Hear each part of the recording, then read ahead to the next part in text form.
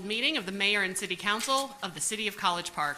I'm Mayor Bianca Motley Broom. We have a quorum present with council members Clay, Karn, and Allen. So at this time, I will call the meeting to order. Our first item on the agenda is the Pledge of Allegiance. I pledge allegiance to the flag of the United States of America and to the republic for which it stands, one nation, under God, indivisible, with liberty and justice for all. Our invocation this evening will be handled by Pastor Stacy Alexander. Good afternoon, Mayor and Council. May we all pray. Father God, we first want to say thank you for this day. Thank you for this evening where our leaders are coming to handle your people's business. Now, God, we ask you for wisdom. We thank you right now in the name of Jesus that unity will be among our members and among our department heads. And we thank you, Lord Jesus, that the business of this city is handled with a spirit of excellence and that there's no division of any kind. Lord, we pray for our seniors. We pray for those who are homeless. We pray for our employees, oh God, and we pray for the constituents of this city that we would all be on one accord, loving. We thank you that as they embark upon the business of your people, God, give them insight, give them clarity, and we thank you for doing exceeding abundantly above anything that we could ever ask or think, and it's according to your power that is evident in their lives. Now, God, we pray for our members in Florida and those who are in South Carolina, those who were affected by that storm. We ask you, God, that you would give them peace and the resources that they need. And we'll say thank you that it passed us by. We thank you for everything that you do for us, and we'll forever give you all of the honor, all of the praise. And it's in Jesus' name that we pray this prayer and believe by faith. And all of the beautiful people of College Park did say amen. Amen. Amen. Item number 2, additions, deletions, amendments, or changes to the agenda. Mr. Myers? None at this time. All right. Any from the body? Hearing none, we will go ahead and move forward to item 3A, which is approval of the regular session minutes from September 19th. Is there a motion to approve? I move to approve. Thank you, Councilman Clay. And would you mind bringing your microphone to you? Oh, I'm sorry. I second. I do move to approve. Thank you, sir. And I believe Councilman Allen has seconded that. Any discussion? Hearing none, we'll move to a vote. All those in favor? Aye. Thank you, gentlemen. That is unanimous amongst those present. Item 3B is approval of the workshop session minutes from September 19th. Is there a motion to approve? I move to approve with one correction that I have. All right, Councilman Clay, thank you very much. Is there a second? Second. Thank you, Councilman Karn. Go right ahead, Councilman Clay. Okay, on packet page 30, line 284, I provided this on early comment, and I got a number of changes in, but this one didn't get in. It says the senior rate is our regular residential array without the $10 base charge. I believe it should have said rate without the $10 base charge. Array makes no sense at all. All right. Any other changes? Yeah, sounds right. Hearing none, we'll move forward to a vote. All those in favor? Aye. Aye. Any opposed? Any abstentions? And that passes unanimously. Let the record reflect Councilman Gay has joined us. Item 4A is introduction of new employees, and then we will be presenting the Employee of the Month. Both of those items will be handled by Dr. Baker, and then we have 2 proclamations for National Fire Prevention Week and Public Power Week. Good evening, Mayor, Council. Here to present the Employees of the Month for the month of September that were hired in the month of September. New employees. All new, what did I say? Employee of the Month, I'm sorry. All new employees that were hired in the month of September. Will you please come down, state your name, your department, and your position? All new employees.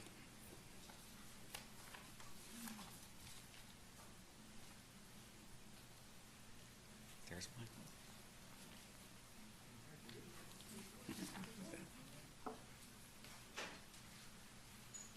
Good evening.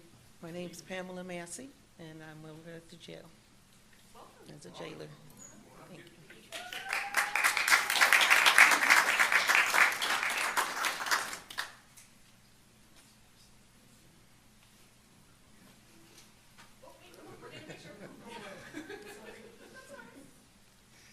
step this way. Y'all come this way just a little bit so we can see everybody. One more time. That's good.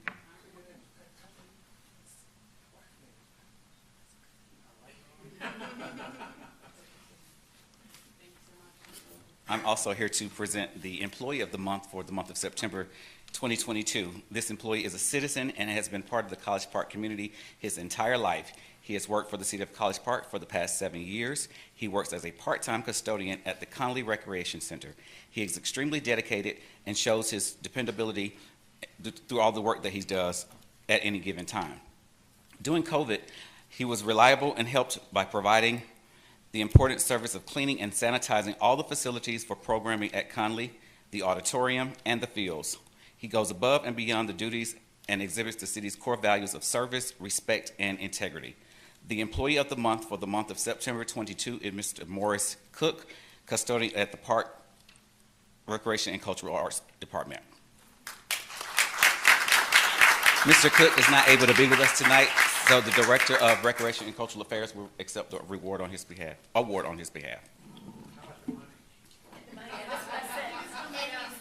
And he's now moved to full-time. We are just delighted. He's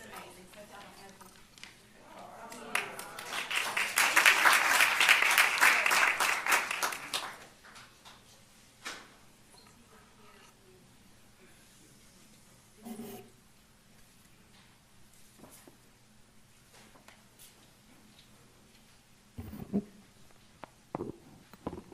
And Mr. Cook is usually one of the first people I see in the morning at Conley Rec Center, and he is always so amazing and such a great addition to our College Park family. We are very, very lucky to have him. And even when I'm struggling in the gym, Mr. Cook is always there giving me encouragement. He's wonderful. So I just can't think of a better person to receive our Employee of the Month. And now we're moving on to National Fire Prevention Week.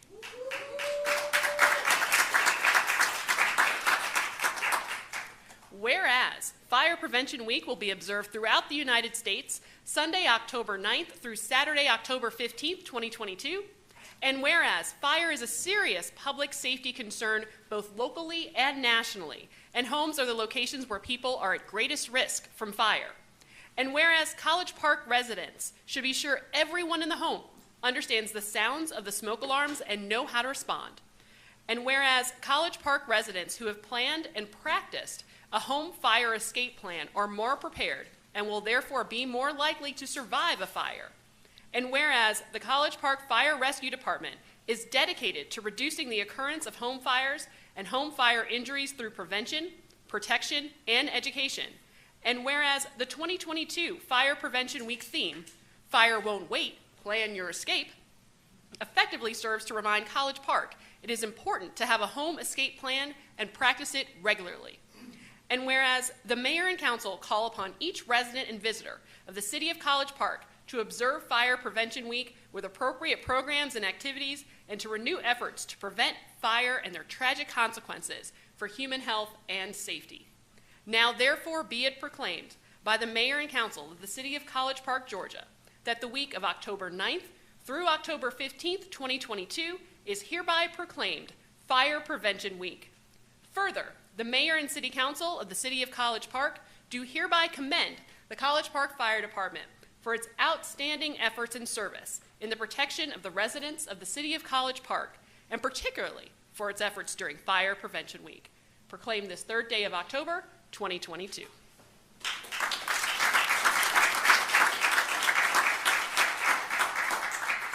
And some of you may know that our outstanding firefighters were called on one this morning, and always, health and safety for our residents and for our firefighters is a paramount concern. And I just want to commend the chief and all of our firefighters for everything that they do to keep us safe every single day.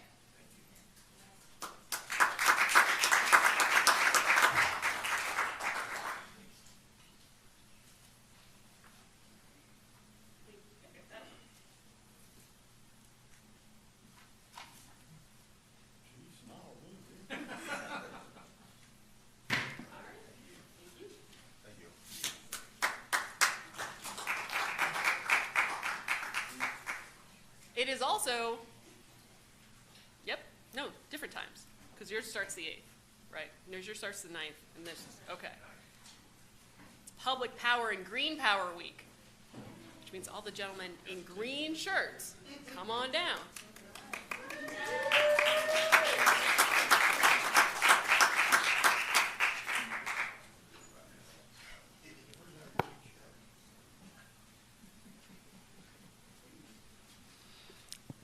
All right. Whereas College Park Power provides our homes, businesses, and local government agencies with reliable, clean, efficient, and cost-effective electricity, employing sound business practices designed to ensure the best possible service at not-for-profit rates. And whereas College Park Power has power resources that are 92% emissions-free. 92% emissions-free. And has taken on additional stewardship for our community's well-being through a Green Power Initiative, the first and largest municipal program of its kind in the state of Georgia, began in 2004. And whereas College Park Power's Green Power program encourages cleaner energy solutions through voluntary consumer contributions, so we can provide a healthier environment while still powering homes and businesses throughout College Park. Now, therefore, be it resolved that College Park Power will continue to work to bring lower cost, safe, reliable, and clean energy to community homes and businesses, just as it has since its creation, shortly after the incorporation of the city in 1896, to serve all the citizens of College Park.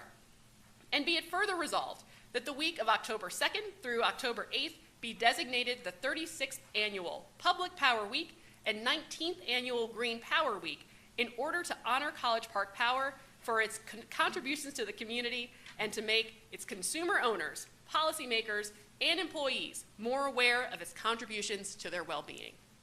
Now, therefore, it be resolved that the Mayor and City Council of the City of College Park do hereby proclaim that the week of October 2nd through 8th, 2022, be designated as Public Power and Green Power Week, proclaimed this 3rd day of October, 2022. You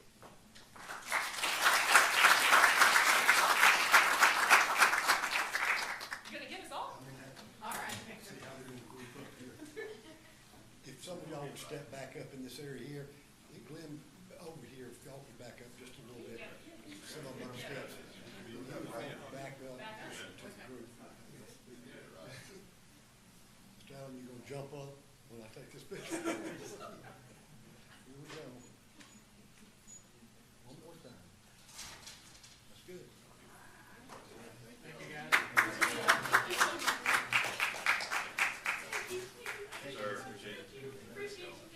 Thank y'all for diverting that storm a little bit around out there. Yeah, we helped. Those are our proclamations.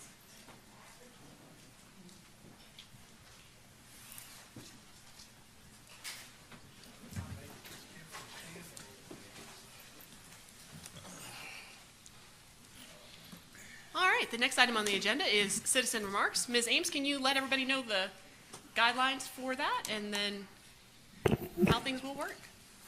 Yes, ma'am. So each resident that would like to sign up can sign in and speak for 3 minutes. If you did not sign in, you can come and speak for 3 minutes. You cannot donate that time.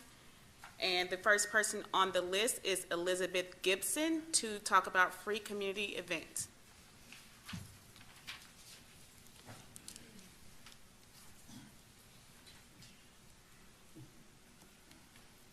Evening.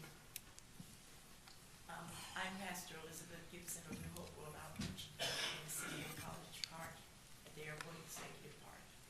We would like to sponsor a free community event with clothing, with food, health information, coats, scarves, socks, gloves, popcorn machine, cotton candy, prizes, giveaways, and much more. We have community participants such as the police department, the fire department. They're bringing out a truck, military recruitment, and also United Educational Institute will bring information as well. It's mostly for low-income families in the city of College Park. We've had doctors and nurses at the Atlanta VA to donate monies for games and refreshments. We have sponsors, Chick-fil-A, BP Gas Station and Kroger, volunteers of Kathy Collins House of Hope, and D-Nice. We have done this festival before in the city of College Park in the parking lot, but it is no longer allowed, and it was before COVID. And so now that it's not allowed, we were informed that if we use one of the parks, we needed to get permission from the city. And so that's why. All right. We typically don't respond to public comments, but I believe that Ms. Ames might be able to assist on this one, our city clerk. So. All right, thank you. Okay, next is Francis Robinson to discuss free community events. Oh, okay. Okay.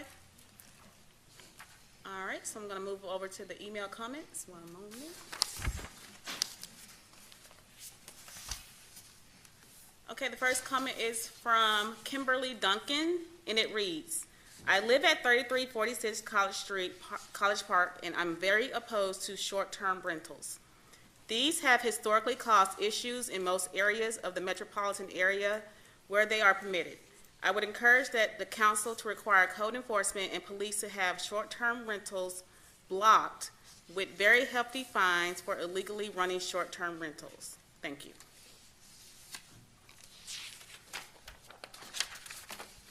The next comment is from Jamil McKenzie, and it reads, I reside at 2447 Odell Way in historic College Park. Unfortunately, I am not able to make this comment in person for tonight due to attending an amazing retreat out of town with the Chick-fil-A Impact Accelerator cohort, of which I'm a member. As a resident of this city who is actively involved with over 400 senior citizens, I'm sending this email to request that our mayor and council will vote in favor of adopting no less than a 10% utility discount for our senior residents. As we navigate through this new post-COVID-19 era, I'm concerned about our burden being placed on members of the community who are living on a fixed income. I have personally spoken with more than 50 seniors living in College Park over the past 2 years who are seeking relief in this area. I informed them that I would speak on their behalf at tonight's meeting. I know the city is facing challenges of its own. However, I believe that if we make the effort to provide this concession, good will arise that alleviates the economic concerns that we now face as a city. The travel industry is picking up, and we should remain confident that the implementation of intentional, strategically sound, and some of the box thinking, we will see things begin to turn in our favor as Georgia's global gateway city.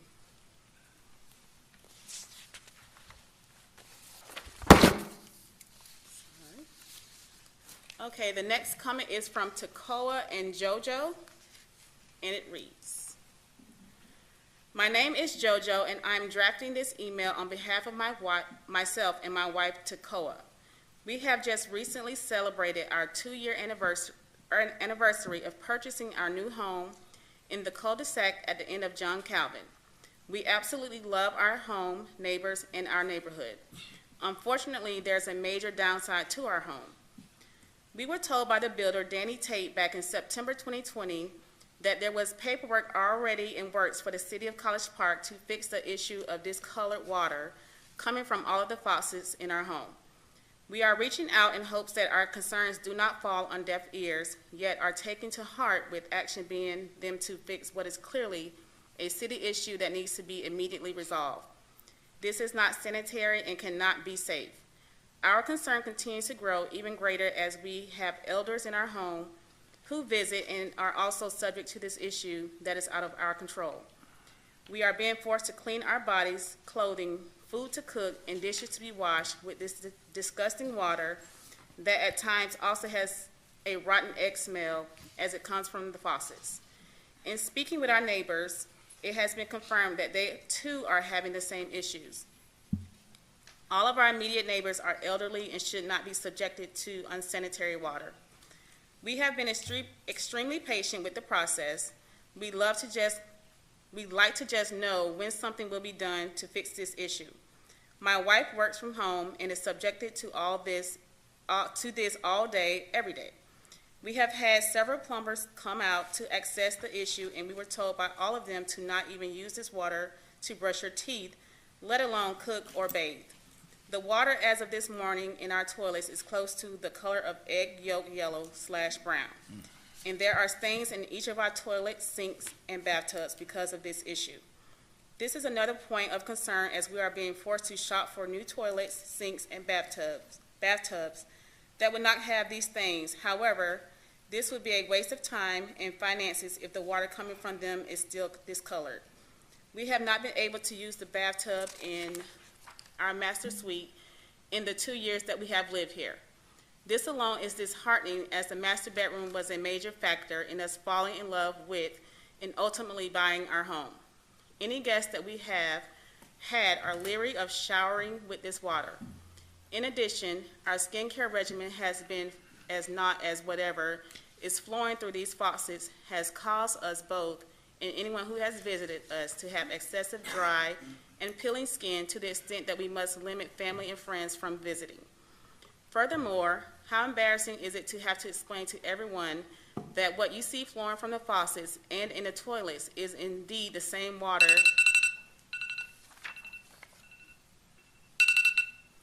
Okay. Next comment is from Demetrius Taylor, and it reads, "This is being submitted, Demetrius Taylor, former vice chair of Vita and currently the secretary for the College Park Citizens Association. I live in Ward 2 in Embarcadero Club Apartments. I have a question I would like to have answered soon. Where is the accountability? We, the citizens, come forth at every meeting with our concerns and questions, but after we do this, where is the return? Where is the accountability or the proof that our concerns have been addressed? When we do get to see the fruits of our voices being heard at the meetings and not just at the ballot box. We put you in office, and we are expecting you to utilize all of the resources we have in place to keep the citizens informed and to show just how transparent we are as a city. When will politicians ever be as truthful and compelling as their campaign speeches?" And this is directed to my councilman, Mr. Joe Carn. Since January 2022, you have heard the people of Embarcadero Club about making sure we got larger trash receptacles so that we can control our trash. Here we are in October, the 10th month of the year, and we still have not moved forward with this endeavor. I realize there's a process on both ends, the complex and the city, but we have not heard anything from anyone. Again, I ask, where's the accountability? Thank you for your time, and I'm looking forward to your accountability. Those are all my comments. Thank you, Ms. Ames. Does anyone in the audience wish to speak for 3 minutes? You can come down at this time.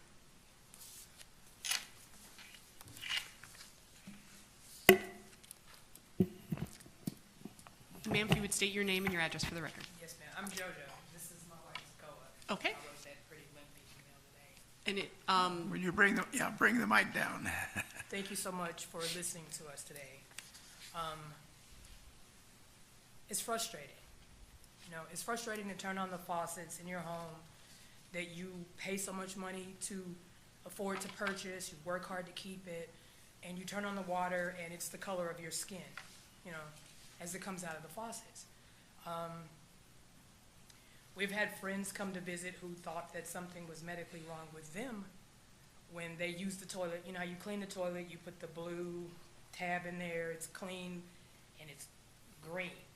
So people have come out of our bathroom like, what's wrong? I gotta make a doctor's appointment. And so we're constantly having to explain to people that, no, this is kind of what we're dealing with. And it's, like I said, we just celebrated 2 years. We love our home. We love it. It's just frustrating to see this and to have to put our own health at risk and anyone else who comes into our home consuming this water. You know, we've had estimates from several plumbers that the pipes under our home are still from the 1960s. This was a renovated home that we purchased. And my question is how, if the city was aware that there was already an issue with the water at the end of John Calvin Avenue, how was there a permit signed off for the builder to be able to even build something? And there was already an issue that was, I can't for the life of me understand how this was already not known by the city, you know? I'm not here to point any fingers or anything. I just want to be able to have our concerns heard, which they were, and I appreciate it. I drafted this email earlier today as we do travel a lot for work, and it so happens that we were both home today and turned on the water this morning, and it was like, who cracked a bunch of eggs in the toilet, you know? I'm just trying to understand how we're supposed to be comfortable with ingesting, bathing in, washing our clothes, anything that involves anything with water. How are we supposed to be mentally and physically okay with the fact that this is what's flowing through our faucets? We have not used the master bathtub. We have not used, it's a 4-bedroom, 3.5 bath. All of the basins and things have stains in them from this water. We have seen the personnel from water and sewage come to the cul-de-sac sporadically. They'll run the water through the fire hydrants. We'll see it come out as if it's just dirt. They'll run it for 5-10 minutes or so. It's clear. And when they leave, within the next 5 to 10 minutes, the water inside the house is once again back to the same color. And so I just want to know, we would like to know, and our neighbors would like to know as well, how much longer do we have to wait to feel safe in our own homes? That's time. Mr. Myers, can you please follow up? Yeah. Thank you. Thank you. Yes, thank you. Does anyone else wish to speak? Seeing none, we'll move forward. We have no public hearings tonight, and so the next item of business is item 7A, consideration of an action on a request from the Historic College Park Neighborhood Association for an exemption to the advertising matter ordinance in order to display directional signs beginning October 3rd for an annual community yard sale scheduled for October 8th from 8 a.m. to 2 p.m. in the Historic Neighborhood District. Good evening, Ms. Walters. How are you? Good evening, Mayor and Council. This is the College Park Historic Neighborhood Association 13th year for having this yard sale. They are requesting to be able to place 50 to 90 yard sale signs on the city right away. So that's why I come before you tonight to get permission for them to do so. They've done this for the last, like I say, 13 years, so it's nothing new. The only thing about it is we have to bring it before you to get approval since it's on the city right away. Any questions? Councilman Clay? No, I just move to approve. All right, thank you, sir. Is there a second? A second. Thank you, Councilman Carn. Any questions on your end, Councilman Carn? Well, it's a great event. I go all the time. I picked up a couple of things here and there, and I would love to see something like this citywide at some point. And I don't know how we could look into the possibility of just doing that in other neighborhoods that may want to participate as well. So I want us to look into that, and not that we want to hijack the historic neighborhoods exclusivity of it, but I mean they can still have theirs in that title. But I mean, I think it'd be a good idea to have it on the same day in the other neighborhoods too, if the residents. I think what you need, Joe, is neighborhood associations in each of the areas to support it, because CPMSA has carried the ball on this for the last 13 years. I know there's another one that may have some interest, but I want us to maybe we look into that and see if there's interest. Okay. It's a great thing though. All right. Councilman Allen? No comment. Councilman Great Gay? event. No comment. All right. Hearing that the comments have ceased, moving to a vote. All those in favor? Aye. Any opposed? Any abstentions? That is unanimous. Thank you, gentlemen. Thank you, Ms. Walters. Good to see you. Item 7B is consideration of an action on a request to approve a senior residential rate revision that's equal to a 10% reduction in the energy charges effective November 2022. Questions for Mr. Richardson on this item? Councilman Clay? I think I got all my questions answered, so I'm good. All right, Councilman Carr? I know I had a couple of questions for you, and so nothing's changed with the numbers. I think it would be a great thing for our seniors, and I had suggested that we look at doing something along these lines. And I think a lot of folks would really appreciate this, so. All right. Councilman Allen? No, you answered my question, but I think it's good for the seniors when money is very, very tight, especially those living on fixed incomes. We're going to have to look at money, but I think this is a good move for those senior citizens. Councilman Gay? I'll make a motion to approve. Thank you, sir. Is there a second? Second. Thank you, Councilman Carn. All those in favor? Aye. Any opposed? Any abstentions? It is unanimous. Thank you, Mr. Richardson. Hugh, does this kick in when, like the next November next 2022. cycle? Or, It's November billing, the same month our winter rates kick in, so it'll be a double whammy there. Good savings, so. So November bill, November cycle. Right. And they need to fill out a application? or is it just- Well, for new citizens applying, but the ones that are already on the rate will just be transferred to this new rate. Okay. All right. Item 7C is consideration of an action on a request to approve the advertisement of a College Park Vita / various proposed transportation which will use Fulton County T-Sposs funds. Mr. Myers? So what we've got here is that we had transferred the Fulton County T-Sposs. We went out and got a bond through the Vita program, and we had some additional funding that we wanted to be able to use in order to help getting travel as far as Vita between businesses and their homes as part of the doctrine.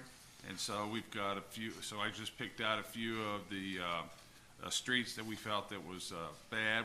We might tweak a couple of the streets as we take a look at it a little more, but these are the main streets. We may ask for Oglethorpe or Williamsburg or Mount Vernon, but we're keeping it in with the budget. Questions for Mr. Myers? Councilman Clay? Yeah, I was good up until your last statement. So are you saying you can switch streets, but if you have 3 allocated, you can't go for 4, and if you have 3,000 feet? Yeah, I was just asking if I could switch one of the streets around, but you're going to keep the cost and the mileage. Hold on, wait. Both of you are talking at the same time. So, Councilman Clay, go ahead and You're going to ask your keep the question. cost and the mileage the same. Yes, sir. Okay, I'm good. Councilman Carn? I'm looking at the list here, and let me ask you this. So this is from the new T-Sposs money, right? Essentially, is that? This is what we approved. It's from the T-Sposs, is that we went out and borrowed money and we bonded it before, and what we did is that in order to pay back the bond, we're using the Fulton County Transportation Sposs to pay back the bond. All right, so I know we have one pot of money here to deal with, essentially, $500K thereabout. Is this money interchangeable possibly with sidewalks?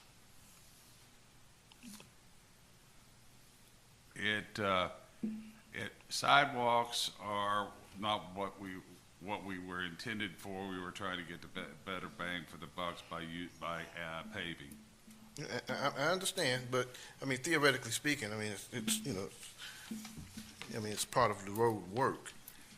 But if we had an interest in swapping something out for sidewalks, is that a possibility? Well, everything be a possibility, sir. All right. So, Well, I'm just going to put this out. But here. it depends on the price of the project you're talking about on sidewalks. But the bonding and what was told to us by the judge, we've got to make sure we're right. And paving was one of the things that the attorney took before the judge, and sidewalks was not, as I recall, mentioned on there. So sidewalks would be not lawful in this money? Is that what you're saying? That's correct. Okay. And the judge approved this? Is that? That's correct. Okay, Councilman, the judge validated the bonds. okay, but again, I think we have, in terms of, boundaries of constraint there, do we have an option for sidewalks in the mix of this, as long as we're not over the limit? You're saying we absolutely do not, or is it possible? No, it's not possible, All right, not according to the bond attorney. okay, well, all right, okay, that answers my question. Any other questions?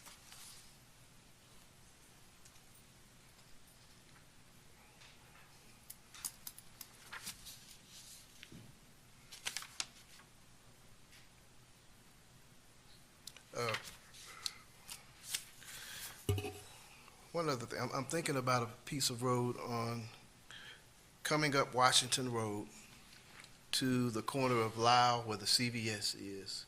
That right-hand side, if I'm not mistaken, is that us? That's us, isn't it, Ambrose? You know what I'm talking about? Say that If again? you're coming up Washington, let's say you're coming up Washington Road from Herschel Road to Lyle. Right? And right in there, when you get closer to Lyle, that's gotta be some of the worst Oh, pavement absolutely. that we have without Oh, yeah. question there. I've got constituents that would love to have a sidewalk. It in is there. absolutely. Well, I think that pavement needs, I didn't see that pavement on this list. Keep in mind, Washington Road is only, in fact, on that side is not even ours. Yeah, we No, got no, part the of that right- yeah, Washington Road. Yeah, the is right road. side is us, No. isn't it? That's what I was I asking. think they own up to the frontage in that area. Isn't that correct, Jackson? Those houses on that side are us, I know. But, and I'm talking right from, let's say from Lyle, Well, back you have down Lyle, towards- then you have Fairway, between Lyle and Rugby. Between Lyle and Rugby. between Lyle and Rugby. Yep, that's the worst part of it that I see, That, coming up Washington. That's that's us. bad too. There's no sidewalk there. Yeah. It's also, that whole area has a bank and trees, so it's Well- a significant effort there. Well, But my I'm first. not sure what that has to do with this. No, it's bad, but my first thought was the road is really, it's like super rough. It's a short piece. Yeah, I understand. I don't think it's our road. Is it, Jackson? That's, You're correct, it's in and out, because I've given you a map before about it. But that particular portion he's talking about between Fairway Crossing and you go up to Lyle that you're talking about, yeah, that little portion right there does belong to the city of College Park, and part of it belongs to the city of East Point, but that also is part of the DOT is working on that section there, and that's where they got a lot of their money to redo the sidewalks on the opposite side. But he's talking between Rugby and Lyle. yeah, right at Rugby and Lyle. You pass, you at the CVS, if you go down on the left-hand side, down about to the apartment complex, which is across the street, but but that's probably the roughest section of road there. But I don't think that's not our road. Okay. East That's Point not has part of both it. sides of the road. They have both Yeah, they sides. own Okay. East Point. That answers my question. That's All my right. understanding. I could be mistaken. But I know the houses on that side are ours, but the road is, that's Correct. the line for us. Correct. Got it. Okay. Correct. All right. Any other questions, Councilman Carr? No, but I think we need to reach out to East Point for that at least, because God Almighty, that's, it's probably easy to forget it because it's right at the end of East Point. They may not pay much attention to it. And, you never know. They could somehow say, well, figure that's us too. I mean, that you never know unless you talk to them. They may, because that hasn't been done in years. So it could be that they're thinking it's us since our houses are on that side. I mean, again, it doesn't hurt to ask them, just to make sure. Any other questions? That's another possibility. I mean, we could touch bases with East Point, but that's not our money to spend I got on you. that, Joe. Understood. Any other questions?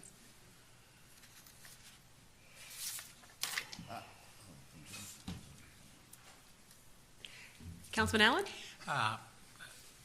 Mr. Jackson, let me just make sure I understand. You all had an engineer came out and looked at the roads in each ward and determined which ones were the worst and needed replacing or needed We need resurfacing. That's resurfaced.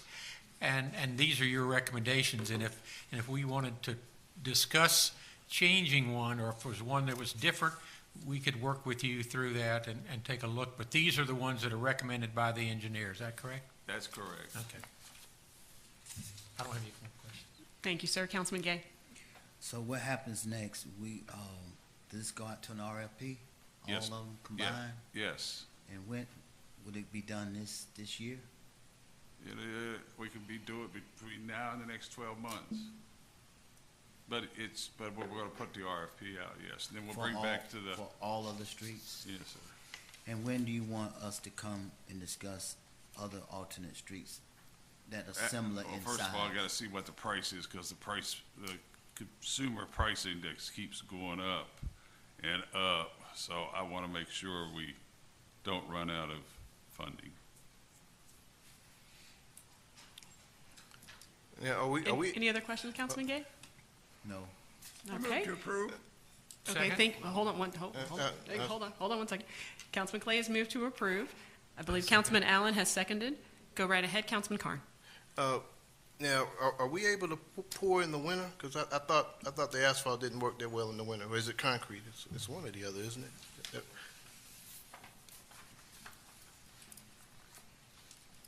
Asphalt doesn't pour good, but concrete can be poured if you put some quickset in it, Right. so that the water doesn't freeze. And you can pour concrete at 32 degrees. But you don't like pouring concrete because if water at the plant freezes before it gets into the concrete truck. Right. Okay, so obviously some of this won't be able to get done until it warms back up again. I mean, I don't know if we can get some of it done now before it whatever the temperature threshold is, but I know it's cooling down out there. It's not, I'm sure you could pour it now, but I don't think it's going to be warm enough to pour all of it, to do all of this, obviously. So. No, sir, but I needed to get us started on it sooner All right. than later. All right. Any other questions? Hearing none, we'll move to a vote. All those in favor? Aye. Thank you, gentlemen. That was unanimous. The next item on the agenda is item 7D, consideration of and action on a request to approve city holidays for calendar year 2023. Good evening, Dr. Baker. Does anyone have questions for Dr. Baker? We'll start with Councilman Clay. I have no questions. It makes good sense. Councilman Carn. My big concern was that we got Juneteenth straightened out and correct. It looks right. Still doing the day after Thanksgiving, right? Yes, sir. Okay. Yep, all right. Councilman Allen. No questions. Thank you for including 2023 as well. You're welcome. Councilman Gay. No questions, but I would recommend that we communicate this with our collection schedule. Yeah. Okay. I move to approve. Thank you, Councilman Clay. Is there a second? Second with discussion. Thank you, Councilman Carn. Go right ahead. And speaking of collection schedules, and that's been one of my big concerns, is Public Works still here? Well, I know that was the power department that was here. One of the big issues I've had, and just about every year or every other year, was the collection schedule during the holidays. One of the things, I guess, for Public Works, and from my thinking, these holidays are some of the biggest trash service days that we have. And obviously it goes without saying that it's hard to get folks to work on the holidays. Understandable. But there's some jobs that are important enough where, well, you work on the holidays. Isn't that right, fire chief or police chief? And regardless of the preferences, it's important enough too. One of the biggest issues we have on Christmas, I see it on Thanksgiving in particular. The 6-yarders, the 4-yarders, the 8-yarders, overflowing with trash. And, we don't pick up, we take off. I want to see if Public Works can come up with something where somebody needs to do a run on these days, because these are like, the Super Bowls of trash for us. And that's the one day that we don't have service, and we need service on those days. We already have issues with overflow and not enough capacity in some of our apartment complexes in various pockets of it. So I really want to see if we can figure out a way, I think we need to be picking up trash on Christmas. I think we need to be picking up trash on Thanksgiving, in those days that we have a heavy usage. It just makes sense to me. If the police department has to work on that day, I think this trash pickup and garbage overflowing until, whenever we start back, I don't think it's good. So I want to, maybe you sit down with Public Works and y'all figure out what we're going to do about that. All right? I'll get with the city manager on that, sir. Okay. Thank you so All much. right. I have a comment on that, though. If we're going to do that, the hourly rate on a holiday is not the same as the hourly rate during a regular day. No, sir, Is that it correct? not. It is not. Okay, so if we're going to implement something like that, we need to approve the cost, because it'll be an increase to the budget, Yes, sir. I would think. It would. All right. We had a motion, a second, and a vote on that. Ms. Ames, correct? Ms. Ames? Yes, correct. All right, thank you very much. We'll move on to the next item on the agenda, which I is, think you need to. Did we approve, Mayor? I think we need to take the vote. You got the motion in a second, but we don't have. oh, okay, that's what I was asking. Yeah, okay. My apologies. All those in favor? Aye. All right. Any opposed? Any abstentions? All right, that is unanimous. My apologies there. I knew it felt a little incomplete.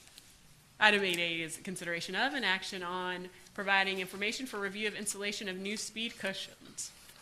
Excuse me. Good evening. Good evening, Mayor and Council. How are you all doing? Doing well. How are you? All right. So last week, we put a placeholder in for the speed cushions, and on Friday, sent out an updated breakdown of where the speed cushions would be located, what it would cost if we were to use the company rubber foam that we've used in the past, as opposed to what it would cost us if we did all the work as a city. And I believe you all should have that. All right, questions for the Chief and Major Patterson, starting with Councilman Clay. Okay,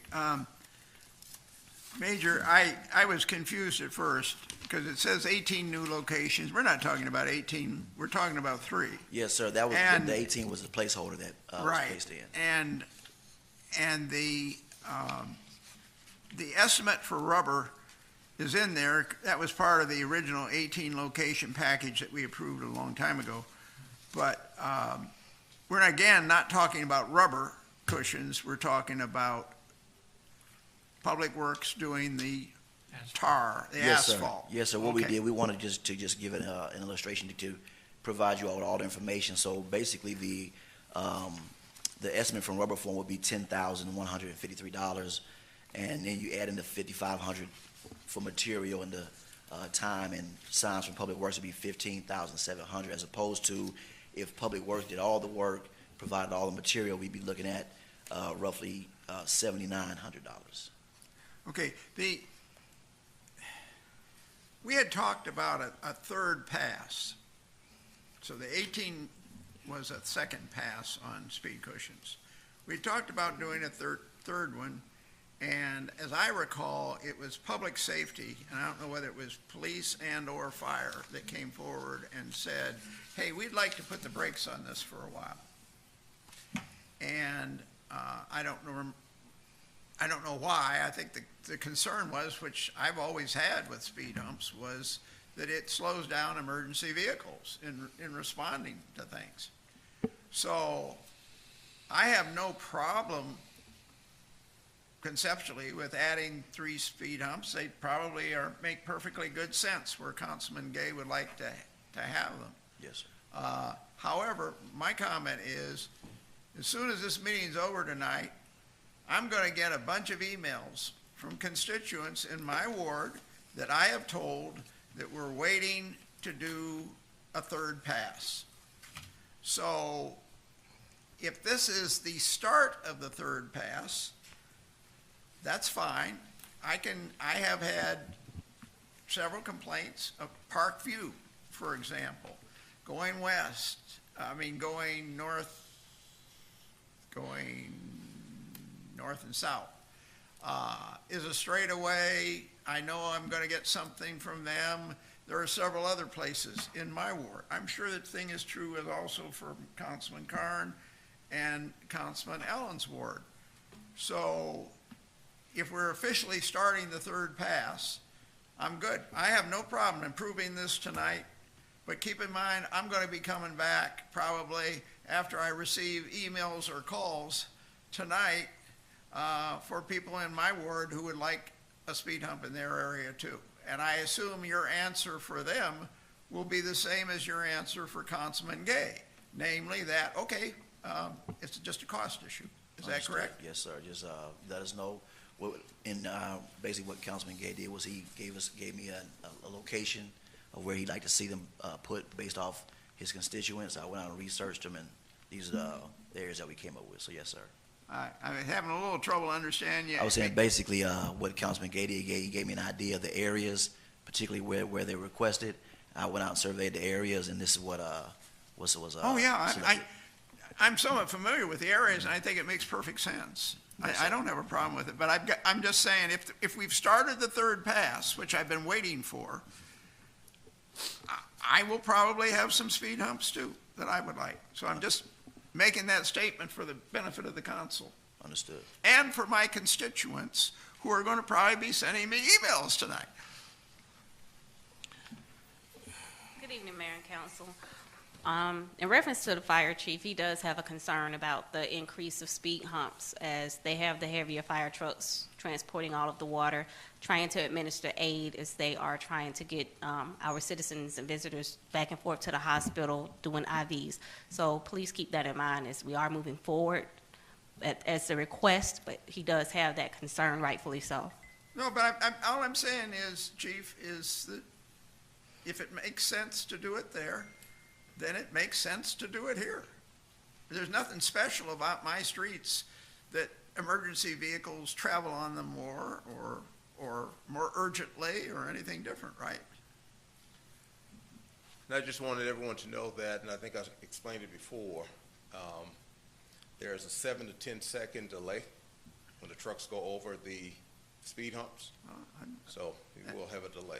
Yeah, and I totally agree with you. In fact, I made the comment when we first approved these things that one of these days we're going to have a heart attack and the emergency vehicle isn't going to get there soon enough, and we're going to have someone who has a real problem because we put in speed humps. And the price that we pay, that's the price we pay to keep these, I won't use a term I'd like to use, people who think it's smart to drive down the street at 40, 50 miles, 60 miles an hour, as we've seen on all our streets.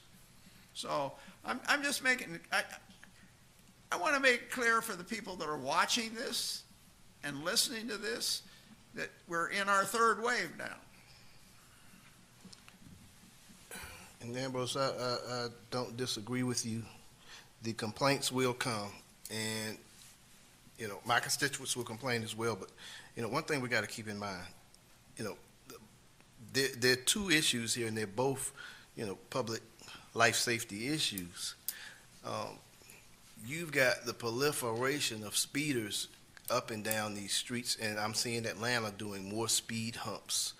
All of the cities are doing more and more speed humps because people have just disregarded that sign. They know that all the police departments are short, that patrols are short, and, they're going to be busy addressing more serious crimes. But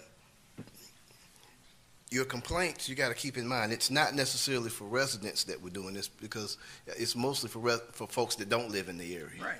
To slow them down, to keep the residents that are driving like they got sent safe.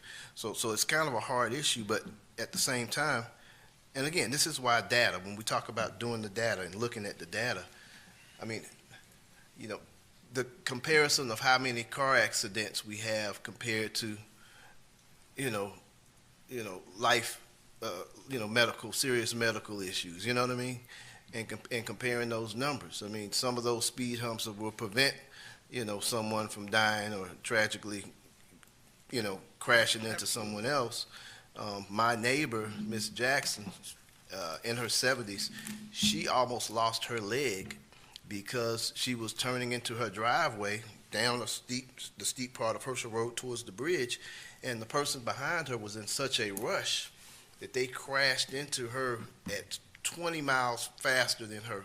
She careened into her property and landed where her leg was pinned underneath the steering wheel, and the whole night crushed. Spiral crush. And she had pins in her leg, and they almost couldn't save her leg. And she luckily got to keep it, but just totally unnecessary. And the speed humps that we have now going down Herschel Road to slow people down from the top of the hill as they enter the bridge is going to help out a lot. We've noticed a lot, slower driving going on. And my other neighbor can get out of her driveway, which is that blind driveway. She can actually get out of it now without, having to pedal to the metal. So Good thing. it's a rough issue. It's going to happen more and more, but there's a drawback to it, like you say. So we just gotta. They're both life safety. One could save a resident's life. At the same time, it could delay some life-saving medical treatment at the same time. But it's what it is. So All I'm saying, Joe, is I'm going to be back for my speed humps. Yeah, That's all. Yeah, I may be back for a couple myself, but I think I'm covered right now. We've started the third wave. Yep. Councilman Allen? I think it's a double-edged sword. As we all know, I think we're trying to slow the speeders down, but we also don't want to make the fire trucks and the ambulances slow down almost to a complete stop when they go over every single one. I've heard from neighbors that want more speed humps. I've heard from neighbors saying enough is enough, that they don't want any more. So I have no problems with approving this, but I think if we do go further, we need to have the police and the fire sit down, and I'd like to find out, some of the problems that they're hearing and get some reports back from them on what their recommendations are, because it does concern me that if we get an ambulance and they have to slow down 2 or 3 times stopping to get to someone who's had a heart attack, that does concern me well, as does the speeding. So I just think no problems this time. I think we need to take a further look closer with the police and the fire. Councilman Gay?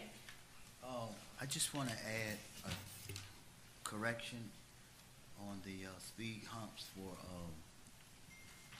Ward 4. It should be Green Springs, 2 on Green Springs and 1 on Colonial.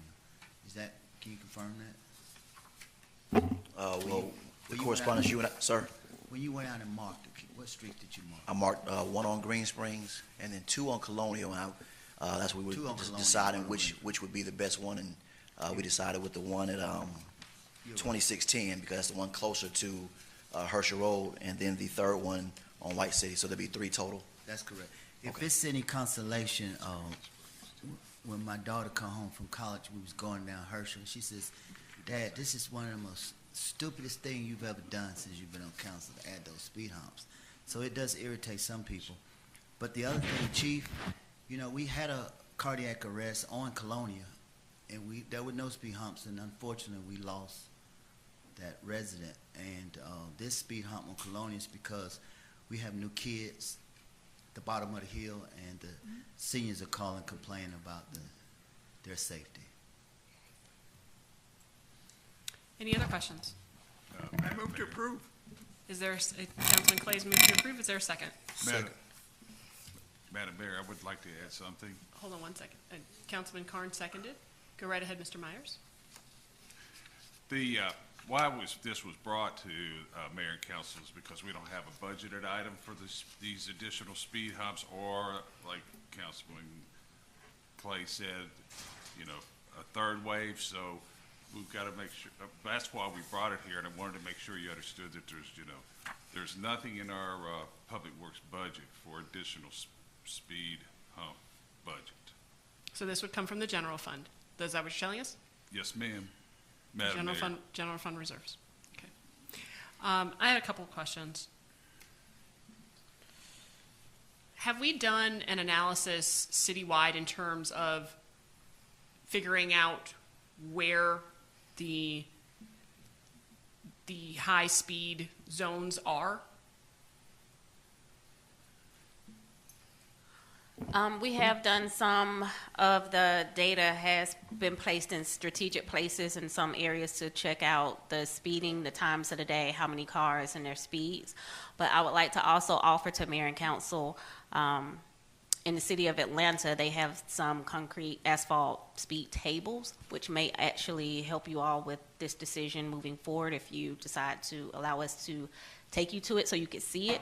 And it may allow you all to make that decision based upon the actual speed table, which will be smoother for our fire emergency response and the slowing down of the vehicle. So it may actually give you the best of both worlds, cheaper than, what is the company called that we do? Rubber form, but we may have to get with Tim from Public Works to see what may be needed to help them to fit some of those speed tables in the city of College Park. So there's another option that we're not discussing here that may be viable and work a little bit better for both the speeding issue and public safety response. Yes, ma'am. Okay. Is this the Hold longer? on, I have another longer question. piece? I'm sorry. Chief Elmore, in regard to the vehicles that you have that are going over these speed humps, Correct. are we seeing more repairs that have to be done as a result? We are. And can you quantify what type of expense we're seeing, what extra expense we're seeing as a result? I have one of the newest ladder truck that we have, has some scrapes on the bottom, under the bottom of the truck. The cost is about $9,000. It's in the shop right now. And that's from going over one of the speed humps while they were responding on a call. Are you familiar with the speed tables that Yes. Chief McCrary was talking about? Yes. Speed tables would be a little bit easier. And I think they designed them for the larger trucks to go over. And that's the ones you were explaining, the longer humps. We call them humps, but the table. And I think it's about maybe 6 or 7 feet long.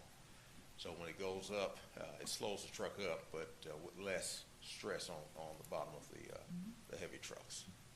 Chief, have you seen any other repairs that have had to come as a result of? We have, on the current ladder truck that we used this morning, we had front end damage, and let's say over the past 6 months, we've had repairs to it, front end and rear end. Would you be able to quantify how much those repairs were? I would say around $12,000, $13,000. And those are a direct result of encounters with the speed humps that we have throughout the city? Yes.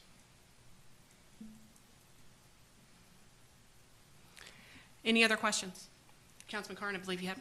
Yeah, so Chief, so the speed tables, is that something that Public Works could do as well? They could design something along those lines? I'm not sure if they'll be able to do it, but I would like to take them out to the site so that they could look at it. It may not be something that they can do at the moment, but if they look at it and see if it's some things that they acquired during the next budget, maybe they can give you a better option, smoother glide over for emergency personnel of your ambulances and your fire engines, and slowing down your speeders. Well, I don't want to wait necessarily until next budget. If it's something that they can do, let's have them look at it and see if they can do it. And the other option, the other thing is, I don't know if there's a way to, if they are a whole lot better, if the possibility of extending the speed humps that we have so that they're tabled, if that's possible, just remolding the asphalt or lengthening it or widening it or whatever, if that's possible. So let's, city manager, let's, maybe talk to Public Works and see what's possible there. Again, I guess you have to show them, like you said, so you guys are gonna take them to where they are. And We'd love to do a field trip. Are we, the speed tables are a lot smoother, no question about it. I had the opportunity to ride over one.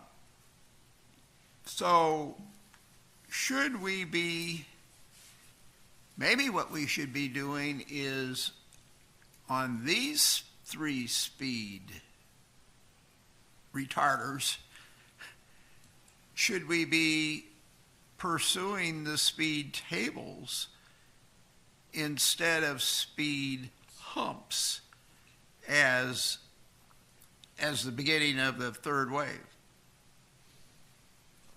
That would be my recommendation. May I comment? Yes. Yeah, I was going to say, what is Roderick? Hold on 1 second, hold on. Go ahead, Councilman Clay. Councilman Gay, I apologize. I actually called you guys probably 4 or 5 months ago. I spoke directly with you. I told you about West End. I took you pictures about the speed table, so I'm glad that you're bringing that back up, but that's not new. I mean, we had that conversation months ago. And so I welcome the speed tables. I drive them when I take my son up Sandy Springs to school. The whole community got them. I welcome them. All right, thank you, sir. All right. Any other questions or comments? Hearing none, there's a motion on the floor, and that is to approve the installation of these speed cushions. Ms. Ames, who made that and who seconded it? I made, I think, yeah. Okay. I guess we need to modify that if we're gonna. Hold on one second. Hold on. Councilman Clay, are you standing by that motion? Given discussion. I'm willing to amend the motion to try out the speed tables if Councilman Gay is okay with that. That's I mean, it was his initiative that got us here, and I don't want to pull the rug out from under him. Okay, he's amenable to that. So, do you just want to withdraw your motion and then just submit a new one? Okay, I'll withdraw my motion and then make a second motion to go ahead and do the speed tables as a pilot, if you will. All right, is there a second? I'll second that. Thank you, Councilman Carn. Any discussion? Hearing none, we'll move to a vote. All those in favor? Aye. Any opposed? Any abstentions? That motion passes unanimously. Thank you very much. Appreciate your time. Item 8B is consideration of an action on a request for the emergency repair of the HVAC chiller at the Georgia International Convention Center. Motion to approve. Second. Thank you, Councilman Gay. Is there a second? I second. Thank you, Councilman Clay. Do we have any questions for Ms. Miller? No question. No? Hearing none, we'll move to a vote. All those in favor? Aye. That is unanimous. Thank you, gentlemen. Item, is that 8 or 9? 9A. Yes, 9A is consideration of an action on adoption of a funding resolution to be included in the submission to the Georgia Department of Natural Resources Georgia Outdoor Stewardship Program grant in October. Ms. Alexander, Ms. Hall Garrison. Oh, Ms. Alexander is going to be handling it. Good evening. Good evening. Thank you, Mayor and Council.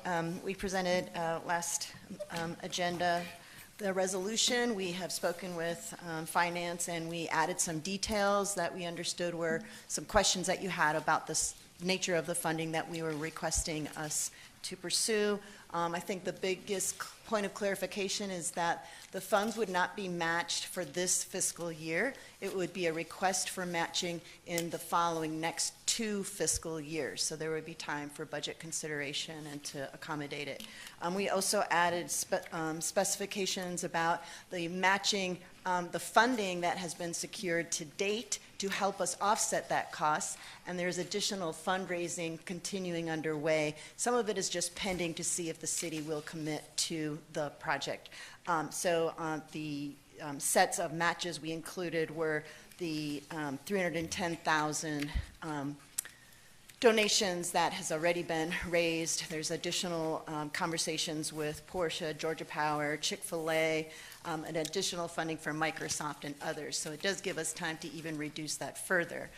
The biggest cost-benefit calculus, though, it seems to consider is after, I guess it's been about 5 years that you've all been working towards this effort with so many partners across the region. It's getting so much attention across the region. So this will be serving College Park residents, all of the Fulton south side, if you will, and have a big economic impact splash for both the impact on our residents, but also just for the overall project and the ambitious scale of the project. So you'll be investing where we indicated that the budget would be impacted as it stands today around $600,000 over a period of 2 years. We anticipate that will be reduced, and we'll keep you posted as we get commitments if you decide to allow us to pursue the grant. But for that amount of money, you are getting a project that's going to be worth $3.4 million in design and access to this resource and with economic development impact. So if you have additional questions that aren't answered by what I understood were some of the concerns about, is it a budgeted item, and other questions, happy to answer them. And Tasha's here with details. She has those from all the work you've been doing these last few years. Thank you, Ms. Alexander. We'll start with Councilman Clay. Michelle, I apologize if I missed your response. I got one response from your initial that you had gotten my heads up, but I don't recall seeing another one. But let me re-ask a couple questions on Yes, here. sir. So the total acreage that needs to be purchased is 7.47 acres, is that correct? Yes. Okay, and part of that is actually in East Point, is it not? That's Yes, correct. That's correct. Okay, so are we buying the whole thing and giving it to East Point? I mean, because it's not our city. So you are correct. We are requesting to purchase the whole property, but we would have an intergovernmental agreement with East Point for their portion of the property, which is a sliver of the property divided by a river. And presumably East Point, you've already talked to them and they're willing to pay their portion? As far as at this point, we have not discussed the funding associated. As far as with East Point, though, they have utilized their brownfields funds to assist with the environmental studies on the property, and we have discussed the IGA with East Point. But as far as specific numbers, that has not been discussed at this point. Okay, but then my question is for City Attorney. Winston, can we buy property in another city for the benefit of that city without an intergovernmental agreement in place saying that they will pay their fair share of that? Well, you could, but it wouldn't be wise. I mean, obviously, there's no restriction on where you can buy property. You can buy property wherever just like anybody else, but for the purposes that you've articulated that we're discussing this evening, it would certainly be wise to have an intergovernmental agreement. Otherwise, your purposes might be frustrated. But we don't. I mean, we can't buy property and give it to a church, for example. No, you could not. Right? So, can we buy property and give it to the city of East Point when they don't own it? Sorry to interrupt, but I don't think that the agreement would be to buy it and then give it to them. It just happens to be located within the city of East Point. And further, the grant, one of the beautiful things about the grant is that it helps cover the cost of the purchase. So the amount of money that we might seek from East Point is actually part of what we are pursuing as part of this overall alliance. It would be part of the match, I would assume. If the grant covers everything and we have to match it, then I don't care how you slice it, we would, if East Point were to purchase their part of it, so to speak, then our match of the grant would be less, and they would have to match part of the grant. You see what I'm saying? Yes, sir. When you get down to it, So the I portion. don't want to make a big issue out of it, but I just want to make sure we do things in the right order Yes, sir. and legally. So just to have a comment, because we have been working on these plans over several years, the portion of East Point's property is actually, I stated, a river. It's divided by a stream. That portion is actually going to be allocated for wildlife so that they will have an area that basically human beings are not going to have access to. So our funding is preserved. So that way there would not be funds in the development of that property because that property will be left untouched. And that is part of the education that we've been doing through the Georgia Audubon as well as Trees Atlanta to make sure that we are leaving things as they are so that we don't interfere with the wildlife in the community. So we're buying property in East Point to facilitate the use of the overall property and the grant that we're obtaining to purchase the overall property. Is that a good way to state it? Yes, sir. Okay. My next question is, I assume you're going to talk to East Point about this, so dollar-wise. We already have been in discussions with East Point, but once again, these numbers are tentative and changing as the climate changes. I understand. We're Yeah, not, but we have already had these discussions with I'm the just leadership. talking conceptually. I'm not talking actual dollars. I mean, it's a wonderful project, no question about it. The next thing is, there may be remediation required on this property. Whoever owns the property is probably the one responsible for getting the remediation done. Are we going, and we haven't finished the analysis of the property yet, have we? So there's been a phase 1 environmental has been completed. And what And it was the hasn't- result? And it has not indicated that there are issues on the site. Okay. But a phase 2 would still need to be conducted. So the terms of the contract with MARTA is currently under review and negotiation with our attorneys about that, if there is any liability. So the engineers who have looked at that have stated they don't see indicators that should cause concern for a phase 2. Second of all, there is funding, 2 parts of funding available. The total will be around $800,000 for mediation if it arises. However, to the point of any liability, we are working with MARTA's attorneys about modifying that specific language about a limited liability up to some limited amount so that if there were to emerge anything from phase 2, that there's the shared think the bottom concern. line, Michelle, is that I just don't want us to get in the position of acquiring this property and then suddenly find out that we have a huge environmental cleanup to do that That's right. And MARTA that's would the- have had to do had they hung on to the property and had it been known. So to add, this actual property was part of the multipurpose grant that we received through Brownsfield. So there are already funds that have been given to the city specific to this property. That is how we were able to do the phase 1. Through the due diligence process, we anticipate doing the phase 2 so that we can find and conclude wholly that it is not any remediation.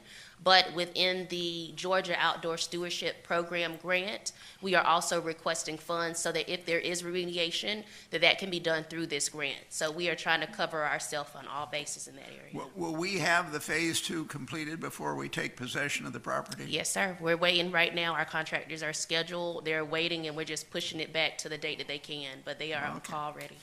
Okay, sounds like you got everything covered, guys. Councilman Carr?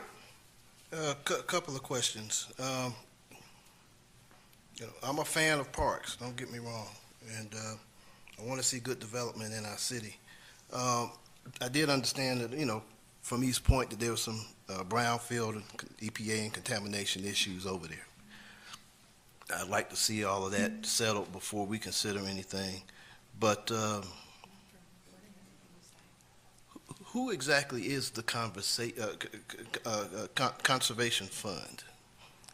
Are those local members of that group, or? So there is a national organization. The representative that has supported this project is Stacy Funderburg. He is the Southeast Regional lawyer, attorney, legal representative for a conservation fund. Okay. I was curious about that. But there's a bigger issue I had as opposed to the environmental issue. Infrastructure development, from what I've seen, is probably one of the best answers to the problem of inequality within any city.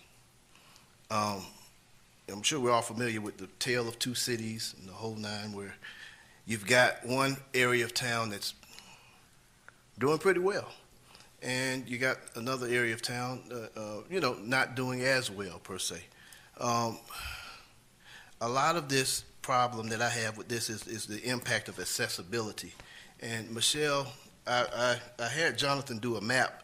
I just asked him, I said, well, where are all of our parks? And he GIS'd this out. I don't know if it, did you get the email? I sent it to you in Jackson. Did you send that to everybody, Jackson? Or? I got an email. Okay. Well, I got copies of what he sent if anybody wants to take a look, but he added the College View Cemetery as a green space, which it's technically not. But besides that, it's pretty accurate. I don't know if anybody wanted to take a look at this, but my issue was this: infrastructure provision. When we make a decision on terms of where to put things, it's going to promote the regional development of a certain enclave. And most of our parks and recreation and green space is generally in the north end of town, which is the Ward 1 area, the 3 North area, the historic area. And that's fine, well and good.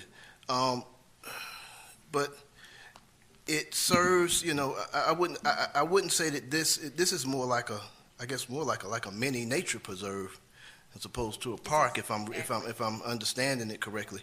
So it's a great amenity, and it's going to serve a lot of city individuals, but with certain types of infrastructure, like a park, for example. When a park's close to you, you have increased health outcomes, obviously. You have less stress. You have a better environment. Your property values are better. The impact of it on income and the welfare of the local people is increased.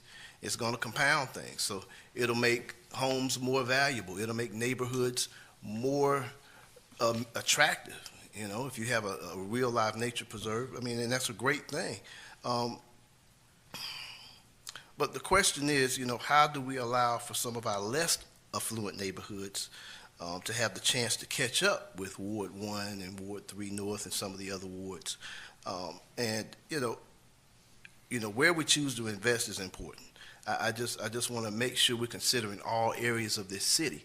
And I'm hoping that you all have considered this area at the edge of East Point in terms of accessibility to other areas of our city and other folks in our city that could really use that kind of stress relief in terms of a real live nature preserve, would really be something. But accessibility is key to park access. Yes, sir. And if you have an area where a lot of people cannot get to, that's really important. Tasha, you're well aware that, most of our residents are apartment community folks. And nearly half of those folks don't have access to transportation. Can you tell me the bus routes that would stop at this site? Probably not, because that's the type of thing that you're going to have to look at and consider if this is going to be something accessible to everybody. And even with bus service, that accessibility is going to be severely, marginalized for everybody to have access to it. You want something that everybody's going to enjoy. Not that everyone can't get to it, but some people cannot get to it. And, again, our park distribution and green space distribution is a little, it's a little like this, and it's a matter of acreage. I had them to look at the acreage to see what we had and where we have it. And again, that's nobody's fault up here. That was 50, 60 years ago. this is what we got. We want to do better. The last issue to this, I will say, is in terms of priorities. You know, we can find $600,000 when we want to do something. And it's great, Coca-Cola's coming in, and Microsoft's throwing in. And when we want to do something, you know, the money comes from everywhere, and that's great. And this is a great project. But again, this project is not going to serve the entire city, equally because of access.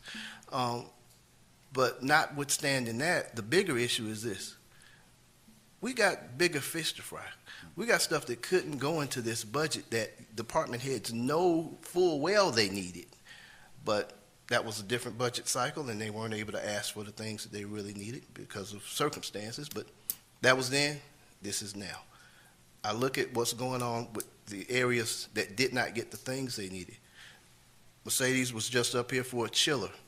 Mercedes, there's some other things in that convention center. We come down for a minute, because I want to just make one point here. And that's just one example of some things that are overlooked that we do need to take care of, that we have now and maintain. Now, we're a whole city. I consider the convention center and our hospitality area as prime to our growth and development. Obviously, the convention center is the crown jewel of this city, if you ask a lot of people. I know for a fact that Riverdale or East Point would kill to have a convention center like we have, and all of the other surrounding cities. But, you know, could you talk about some of the things that I saw that we talk about that you need there right now, that in my opinion are emergency repairs as well? Well, the building is 20 years old, starting next year. So any building that you have that's 20 years old that you have not made any major investments in, it starts to fall apart. We have managed to put money back into the building a little at a time. Some of the major things are the roof on the south side of the building. We have buckets in the ceiling because we have to, but we're working on those. We want to get the roof resealed, because that will prolong it another 15 years. And we also need to update our controllers on our air conditioning system, our chiller system. We need to update the controllers. So, I mean, there's a few things that can't be done all at once. So we're going to pace ourselves, and we're just going to have to get them done. Well, and in my opinion, some of those things, and I saw some other things. I know at the Gateway Center, for instance, I know it's brand new, but there's some small, minor stuff there. And I look through the convention center, and I do see some of the nicks and stuff that, you know, from wear and tear on the doors and the paneling and the whole nine, and that's part of wear and tear. And that's good wear and tear, because we're getting customers in there, and we're generating revenues for restaurants and for hotels and all the like. So keeping that thing pristine is very important. And it's kind of like when you buy a new car at first. If you buy a luxury car, I guess you know, first couple of months you keep that thing washed and cleaned and shined and vacuumed up. 2 years later, you don't really feel like washing it. I mean, the newness wears off. And it's maybe worn off for us. And I'm not speaking to you, but for us, maybe it's worn off a little bit because we're just so used to having it. But other cities, it is an absolute palace. It is a palace. And we just got to keep in mind, we got to keep up the things that we have now. You know, if I own my house and, you know, hey, I got a lawn and I got a good lawnmower. But if I say, well, I want to buy a riding lawnmower, but I also need a new roof. Well, guess which one I'm going to buy first if I already got a lawnmower? I'm going to get my roof done. And I think anybody in this room would think the same. That new lawnmower would be nice, but we got one. So what I'm saying is, one thing we're covered pretty well with are parks. We do have nice parks, and we have a lot of them. Do we have enough? I guess no city does. But if I need a new roof first for one of my prime money makers, I'm gonna think a little bit about that and take care of what I got first before I pull into something else. And then you got upkeep and maintenance for that park. And that park's 7 acres. We don't have a park anywhere near that size in the city. Am I right? You would have to verify with Michelle Johnson, but that is my assumption as well. Well, she's right there. But my point is this. I'm not against doing it, but I think we need to take care of what we got first, and then let's look at it. If it's available next year, if we can phase it in, and I understand this is something that may come up every year, or if there are other possibilities. Michelle, I sent you something else from the state of Georgia for a grant involving parks that Governor Kemp put out. It closes somewhere in mid-November, if I'm not mistaken, right? And I'd ask if we qualified for that. It's specifically for lower income communities, which our city as a whole qualifies for, up to $2 million. Is that right? Yeah. So I like us to look at that, and I think we qualify for it, but let's call our lobbyists and see if we do qualify for it. And you know, I don't think it'd hurt to take a look at that, but that's something that's kind of immediate. But so those are my comments. And last thing, looking at the other end of the kaleidoscope, maybe we approach East Point and say, well, hey, are you interested in this thing? And if they want to do it, and it's wetlands, which is undevelopable in terms of other uses, you know, maybe we do an intergovernmental agreement where they get the land and they apply for the grant and they get it.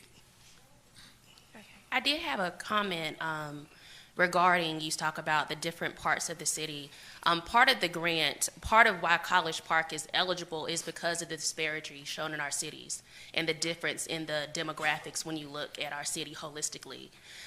Part of why economic development and community development mind views it as an economic generator, especially when the Willingham corridor, it supports the data that was found within that recent LCI study.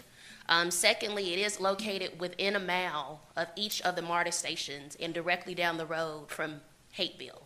So individuals who may not live in the area, there is the bike path or the bike trail for East Main Street. You do have access to bus as well as to trail or to the rail system to be able to walk in. It, although is a neighboring city of ours, East Point does have plans to have a walking trail that will connect to Willingham. So it does provide more opportunity for individuals specifically in the city of College Park to not have to go above 20 to have access to the sun and to nature.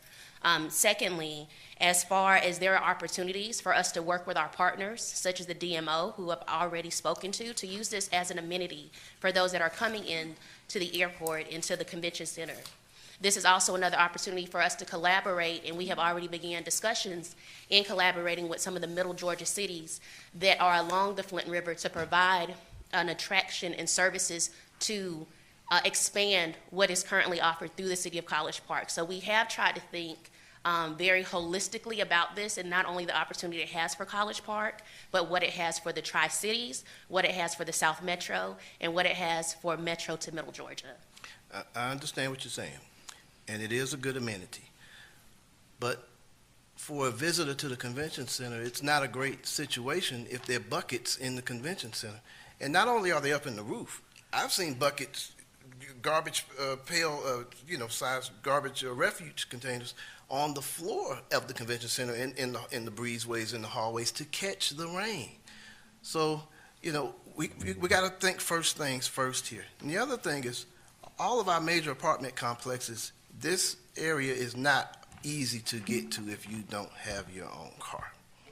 I know that. And I understand it's close to the East Point MARTA Trail, and I understand it's close to the College Park station, and I understand their bike trails. Well, you know, everybody in apartments don't ride bikes.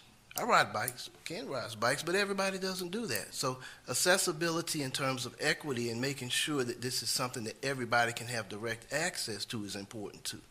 But again, I think we got other stuff that I would rather spend money on right now. Once we get that in shape, you know, let's look at some extra stuff and some new stuff. But before we get into the new stuff, let's maintain and repair the stuff we got now. So that's all I got on that. Councilman Allen? You know, I just like to say, you know, I like that you're pushing it back to the next couple of budgets, because that will give you time to bring in other investors. I think that'll be good. I just want to speak a little bit to the point that Councilman Carnes mentioned. I went with Tasha and her group in economic development down to the Tracy White Center probably a year ago. I don't know if you remember it, but they're working on a walking trail, walking area right next to the Tracy Wyatt Center. In fact, Trees Atlanta and Economic Development worked together to plant 52 trees out there where they could have a walking area and where people could come from the apartments and leave their kids in the playground, enjoy this walking area. And I know you talked to me about possibly, putting benches and things like this. You could put flowers. You could make that a little nature thing as well. So, I know you're already working on some of this stuff. So thank you very much for your diligence on the south side as well, because that was a very good day that we spent out there planting all those trees with a lot of young kids, and teaching them a lesson. But I think it's a great project. I think we've come a long way. I would like to see us get other investors, other people to have some skin in the game, and I think there's a lot of people. If we were to get the grant, I think you will find a lot of other people jump on board, and I don't know if you've heard from anybody that is willing to come on board. People like Delta, because the Flint River goes right behind Delta Airlines and Virginia Avenue, and they might be willing to be part of this, and I'm sure they probably would. So, again, those are my comments. Councilman Gay?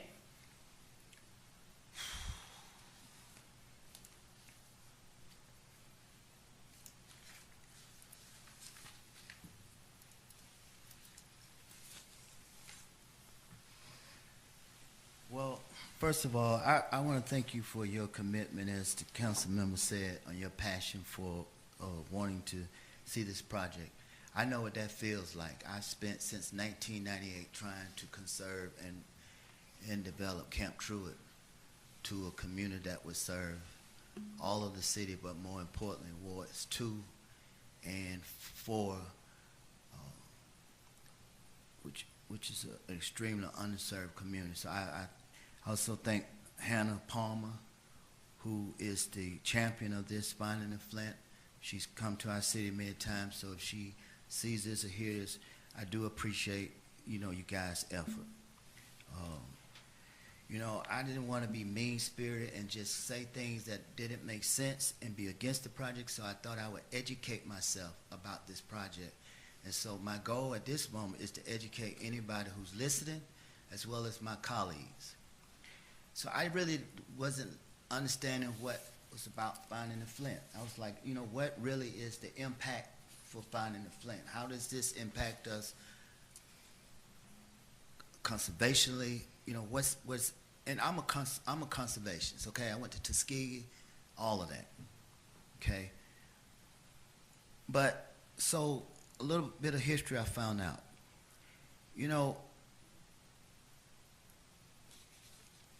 This creek will never be a large body of water.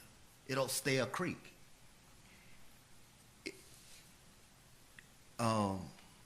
It would never connect to any of the tributaries, which is more importantly, that's the central reason why you would want to conserve it. In other words, tributaries take water out, and this water wind up in New Mexico. Another thing I didn't know is that, believe it or not, the Flint River serves a lot of communities for their drinking water, okay?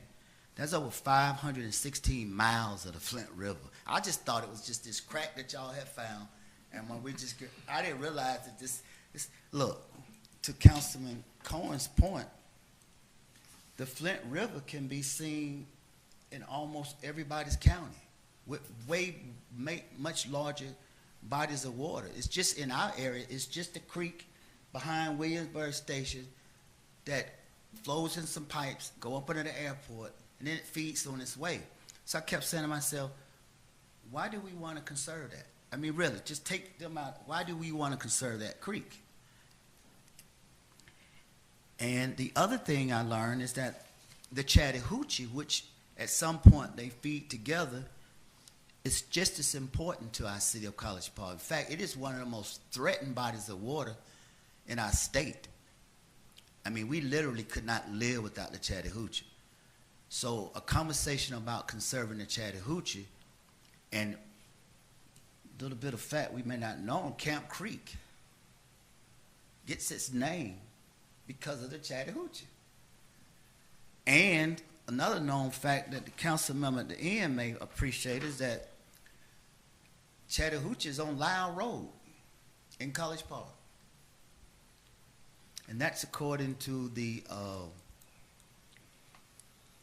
National Water Dashboard. So where am I going on this?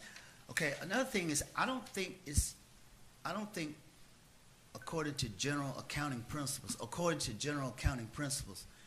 I don't know that we can budget, I don't know that we can spend money and project it on future budgets. At least we haven't done that since I've been on council. We haven't been able to just basically take money out of our general fund and says, oh, when we get to those budget hearings in 23 and 24, we're going to make up. I don't know that if Jenkins and Maul, and that's more of a question, but I don't know that we can do that. I don't know that we would be good stewards of public money.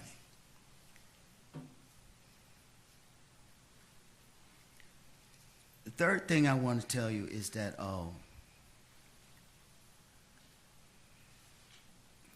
there are a lot of stakeholders that I saw has been involved with this for a long period of time. They should be part of this conversation. Just like when Aerotropolis come to us and ask for money to, and Mayor Longino, the first thing he taught us is, what are the other people doing? Why are we the only ones with skin in the game? I learned that from him. So I'm a grant writer. Grants come around every year. Every year these same grants come around. If you don't miss this cycle, then you apply at the next one. The other thing I've learned is that there are other grants that could possibly fund this initiative for you guys. I'm sure y'all know more about that than me because I've seen the roundtables at Woodward. But there are a lot of other grants. For example, the grant, Michelle, Ms. Alexander, there's a grant called Library and Muse Science Grant. It's a $3 million grant. So now a practical thing that my listeners, I hope they hear me say. A practical thing. We got a grant called Community Development Block Grant. And as the former Judge Thelma Watts Cumming Moore would tell me, you can't have it both ways. That was her famous at court. You cannot have it both ways. In other words, Councilmember Clay, when we got the Community Development Block Grant, you said publicly that you won't support it because we don't have the funds, but if we could find the matching dollars, that's the only way we could support it. So what did we do? We went and we found creative ways to find the 20%. We didn't go after public dollars because we may have one or two council members that support it. We went and we found those dollars. As a result, now all future, Ms. Johnson, all future community development block grants no longer require 20% match. That's a huge savings. They no longer require 20% match because we just was a bit creative. So what I admonish you is that don't give up your dream. I know that the ARC, where some of us, our relatives work, I realize that they're part of this initiative. I get that. And, you know, I close by saying I was talking to my wife about this. She listens to these meetings at her lunch break, and she says, you know, she's not a conservation. She says, just sounds like a slush project. Somebody gonna get $3 million. They're gonna be having a great time trying to make a creek look pretty. But I don't diminish the value added in finding the Flint. I don't. But for me, my constituents need parks, Phillips Park has not been improved in 20 years.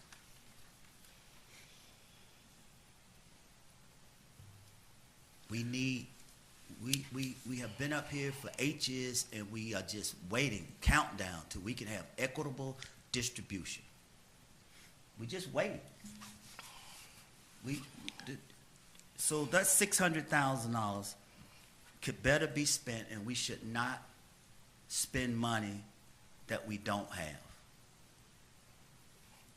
And I will help you guys look for some more money. I'll join your group. I'll get involved, and I'll help you. And I mean that sincerely. But this body cannot afford to pay $600,000 out of general fund, and we're hemorrhaging cash now. We really are. Can I make a suggestion? Hold on one second. I'm done, Mayor. Thank you, sir.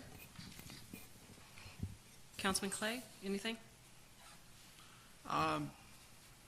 Yeah, a couple things. Okay. I know we've been pursuing this for a while. It's been a dream of Hannah Palmer for years. Since 2017, we've been working with. To And frankly, I've been amazed at the success that we've had in getting everybody behind this. And I say everybody loosely, but there seems to be, even though there may be disagreement up here, I think everybody thinks it'd be nice to have. Maybe there's something you'd rather have, but it'd be nice to have. And maybe it's because I'm paranoid, but I worry about, I'm not experienced as Councilman Gay is, for example, in the grant world, but I'm worried about how this looks to people that give grants. I mean, do these people really want this, for example? I mean, are they really excited? I mean, it's an opportunity to put in a nature preserve in an area that doesn't have one. It benefits multiple cities, et cetera, et cetera. But they don't seem like they really, really want it, maybe, or not sure they want it. And I appreciate, I'd be the first to say, I would have preferred to see a bigger millage rate increase. We had no one in this city showed up for the public hearing during the work session tonight about a millage rate increase. If I'd had it to do, I would have argued that we should have a 3 mil increase rather than a 2. That's not going to happen now because we've advertised it. So my paranoia says sometimes you need the right timing. We already have a couple contributors to the $600,000 match. There's nothing to say that we can't get more in another year or so. I'm not an expert on grants, as Councilman Gay is, being a grant writer and what have you, but it strikes me that if I were on the other side looking at it, I would say, these guys are ready to go. They're excited about it. They've got the plans. They've done this. They've done that. They've got 2 people supporting, like Coca-Cola, for example. Well, maybe the opportunity could pass us by. So that's what I worry about. And I'd be the first to say I was concerned that we discovered another thing. In fact, there were 3 things on the agenda. Several things have been on the agenda for the last 2 council meetings that were not in the budget. Not in the budget. And this isn't even for this budget. It's in the next budget. And if we do well in 23 with the business that's coming back, we'll be in a much better financial position. If we don't do well and we still believe in this project, there's always a possibility of a millage rate increase. Again, I shouldn't say that, but that's a possibility. I just try to tell it like I see it. So I think the time is right to do this. You guys have been incredibly successful about getting grants. I've been amazed at the grants, and congratulations on that. The fact that we've gotten the environmental grant, there's a groundswell in the area to make this project happen. And I think we don't want to waver on it at this time. Now, I understand about the equity issue. But let me say this. First off, we can't change the headwaters of the Flint River. It is where it is. The second thing I'd say is the College Park Housing Authority, College View Hills, is in my ward, not in Ward 2 or 3 or 4. It is in my ward. I've been going down to their meetings for a long time, ever since I've been on council, to their homeowners association meetings, essentially. And I know what the conditions are like in the housing authority. We probably got one of the best housing authorities around, frankly. But nonetheless, these are people that do not have a whole lot of money.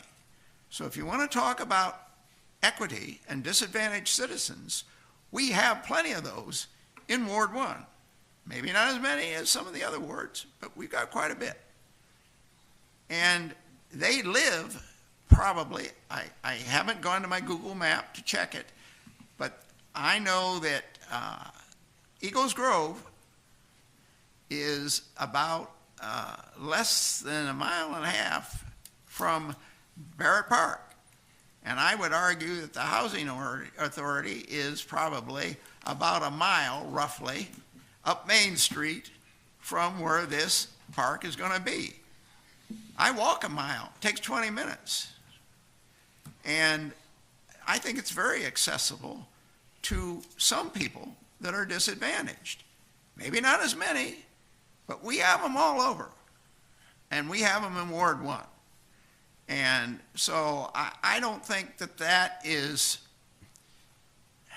a violation of equity or running against equity or what have you. That's just my personal opinion. And it is where it is. So the only other comment I had is, did you guys fix the trials for trails in the resolution? I brought that up like 3 times so far. I mean, I don't know how many times I have to bring stuff up. Packet page 74, the second whereas a pre-application must be submitted for a project that will acquire and/or improve local parks, trials, and conservation lands. I don't want to improve trials. I don't even know how you improve a trial. I don't know what a trial is, except a legal trial, and I brought it up 3 times. This is the 3rd time. So if it's fixed, that's great. If it's not fixed, come on, guys. This is my first time hearing that complaint, but it will be taken care of. Okay, so I think the time is right to do the project. I think we're going to make up most, if not all, of the $600,000. You know, I got a good head start on it. And all what we're doing tonight, and by the way, I agree with Councilman Gay on one thing. I thought his comment was very good that he made last time. If you're going to apply for it, and don't say, well, maybe I'll change my mind if you actually come through the grant. I think that was, correct me if I'm wrong, but that was a parody summary of what you were saying. The only correction I like to make is a point of privilege. How is it that he continues to speak on and on and on? Councilmember Corn had the floor. And the tactic he uses is to continue to talk on and change the conversation. That's the only clarification I want to make. The mayor recognized me. Go ahead and speak. And gentlemen, I would ask that was not a point of personal privilege on that one. And I did recognize Councilman Clay. I'm going right back through the order. Councilman Clay, go right ahead. No, those were the comments I wanted to make. I think the time is right. We should do it. And I think if we say we're going to do it, I agree with Councilman Gay that we should not turn around and say, well, maybe if the grant comes and we don't have enough matching funds that we're going to turn it down. If I were a grant giver, I would say, whoa, well, don't come to me for a grant again. That's all I have to say. Thank you, sir. Councilman Carn? Ambrose, as always, makes some good points, and folks, and I'm not talking to y'all, folks, residents, this is what good government looks like. We discuss these things. These are very important matters. And a couple of things I will say. Where's the finance director? Can somebody go out there and just see if she's out in the breezeway? She's gone?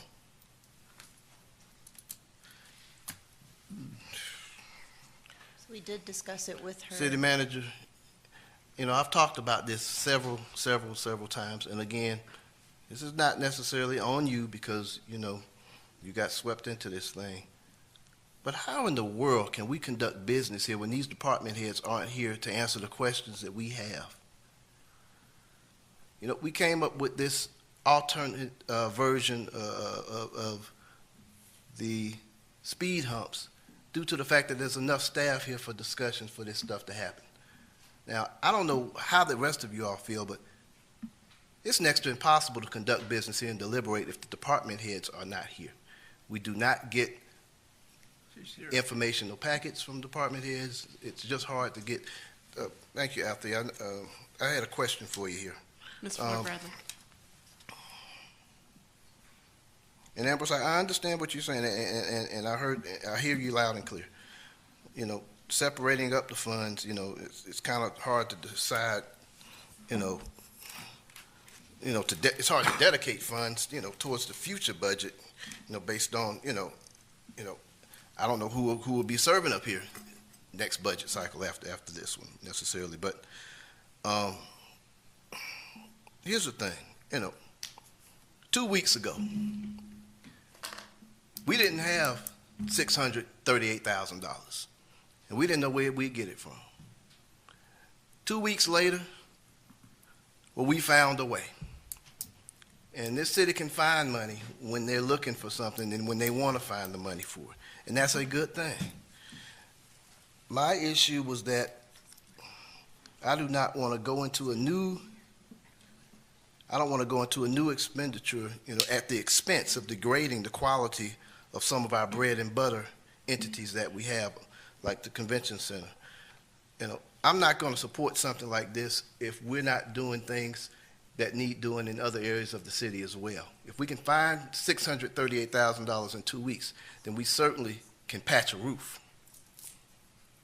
The other suggestion I did have was this, and this is just my suggestion. I guess there are only two of us up here that have represented this city in its entirety, and that's myself as former commissioner and the mayor currently. I look at things in a different way. I want to see a benefit for the entire city. Coming back, I did not come back to represent just my ward because it's a lot more to this city than Ward 2, or Ward 3, or Ward 4, or Ward 1. One thing that we do need, we're talking about parks and access. Okay. Phillips Park. They are in need of a playground upgrade. We know that. That's not been news, but it is not in the budget. The second thing in terms of an access point is Lakeshore Drive. Lakeshore Drive. Lakeshore Drive is probably one of our only main arteries that do not have a sidewalk on it. And there are two reasons why I think a sidewalk is justified in terms of finding the Flint. And I'm going to tell you why, and this is just my opinion again. A sidewalk would do two things in that community. Number one, it would alleviate some of the access issues down Lakeshore due to the Main Street Academy. I don't know if many of you all have been down there lately, but I took a couple of trips down there a couple of mornings, and the lines are unbelievable down that street in the mornings. There's a line that goes out Herschel Road past Camp Truett to get on to Lakeshore Drive, and the wait from Herschel Road is over 40 minutes, 45 minutes to get to that school. The traffic jams are unbelievable. And I would definitely say, if this was happening on one of our other main thoroughfares, like Rugby Avenue or Hardin, or take your pick, you best believe we would have come up with a solution pretty quick, fast, and in a hurry with that type of traffic and access on that street every morning. And Chief, I don't know if you've seen it, but I tell you what, we talk about speed humps limiting something if there's an issue. If you're having a medical issue down there in the mornings, you may not make it. I can tell you that right now, because that access is next to impossible. But the sidewalk will do another thing. It will connect that entire area and community where they can walk from their homes virtually to their park, because Herschel Road does have sidewalks. So, in terms of, accessibility, all of our major drags do have sidewalks, and that is a major, major thoroughfare. Now, if we're able to find the money for this, find the money for the Flint, I think we need to find some money for at least that sidewalk and to at least patch the leaks in that convention center. And after y'all know you're good at your job and what you do, and you find that money where we're still able to,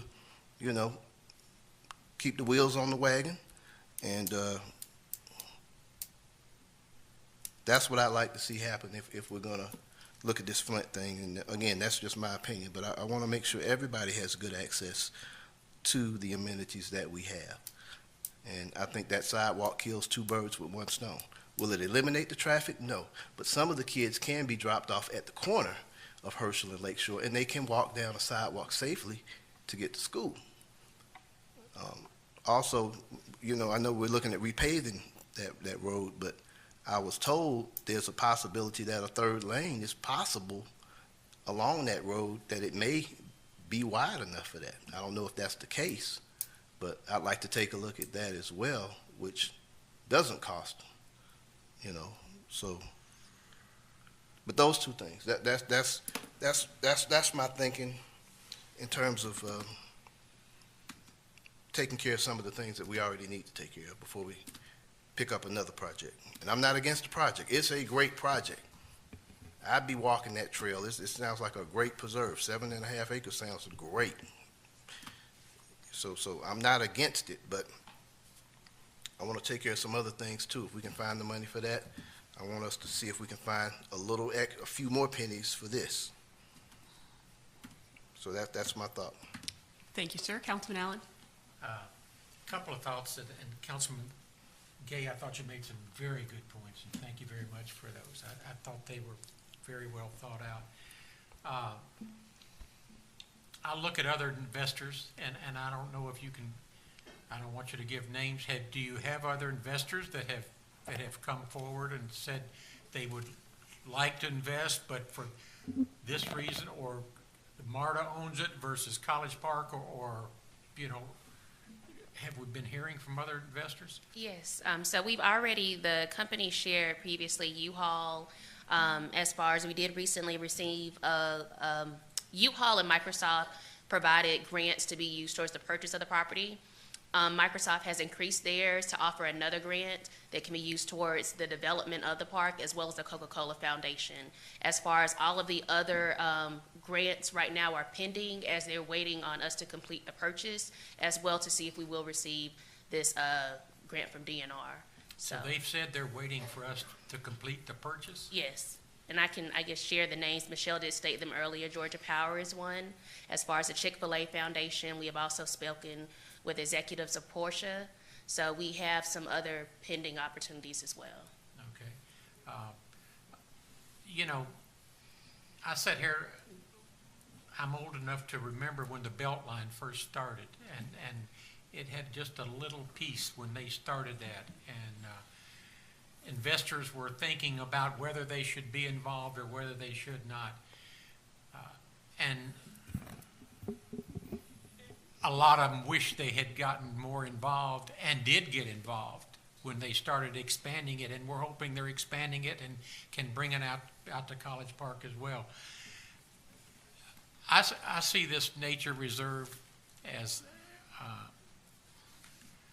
a learning academy for a lot of the schools around College Park. Woodward's close, but I can see College Park Elementary doing field trips over there, walking around in the path and talking about the different things with nature. I know when I was young, which was many years ago, you know, we looked at the leaves and we talked about the leaves and this type of tree and that type of tree and this type of nut. I can see that with, you know, College Park Elementary. I can see it with the Boys and Girls Clubs. I can see it with a lot of the church schools around going and using this, and I think it's a good learning instrument that we can provide our young kids. And I believe in that. On the other hand, I don't believe in debt. I think we, you know, I'd like to have all the other investors come on board and us not spend a penny. That's the way I would like it. Just like I think the Councilman Gay came up with his program to get that. And I think if a lot of people work together, they can get something accomplished. I would like to see, you know, while they're doing that, investing in the Tracy Wyatt, that trail or whatever, because I think that's good for the people in the apartments, whether they be on Godby or on the other side over in Ward 2. They can catch a bus down there to the Tracy Wyatt Center and let their kids play on the playground, and they can sit there and read a book or walk along the trail and relax for a little bit. So it is Ward 1, and Councilman Clay has expressed his opinion, and I value that. So those are my points I'd like to bring out. Thank you, Councilman Allen. Councilman Gay? Okay, well, thank you for the second round of rebuttal. So I was talking to the news reporter the other day. He was out in the parking lot. I think Matt Jackson walked up on us. He says, you know, I cannot believe you guys would not vote for that senior tax exemption. He says Brad Rassiford, the Secretary of State, was so angry that he was about to come and he was going to order a ballot. And the governor's office said, stay out of it. You know, and then all of a sudden, it's a great idea to spend $600,000. So it comes down to what we call an investment in human capital. What is a better investment of our public dollars? When you invest in human capital, you invest in a bunch of people who paid the way for College Park. You know, some of the most prominent seniors came to College Park, at least Ward 4. The best of the best, Ms. Garrison, the best of the best. We had the first black sheriff of Fulton County. Some of the first black builders, Jane Desjardins. I could just go on and on. The Green Springs apartment was Piedmont Airlines. And those people, they dine out. And we was just trying to get them a little bit of relief. There's a lady named Maddie who lives on Lakeshore. Maddie died of breast cancer last year. And Maddie has an alcoholic brother who didn't pay her property tax. It was about $365. Maddie was dying of cancer, and her brother didn't pay her property tax, and we auctioned it. And the guy paid $160,000 for the tax. And when she passed, the estate couldn't get the property back because nobody had that kind of money. And the only thing that people have, that we have, is property. We don't have nothing else. So we were fighting for the spirit of a tax that just protected the most vulnerable people. And then you be able to say College Park is a city that values quality of life. They appreciate it. So, you know, and I mean this respectfully. It just, I can't even comprehend now at 63 how you could comfortably want to spend $600,000 on a creek when all them people, 1,000 years of people come in this city and made us who we are, and we turn our back on $800,000. The second thing I want to say is that I do write grants. I know a lot about grants. You cannot legally submit a grant. You cannot, and this needs to go before, because if we get sued, you cannot legally submit a federal grant and say that you have the matching dollars, and then you're saying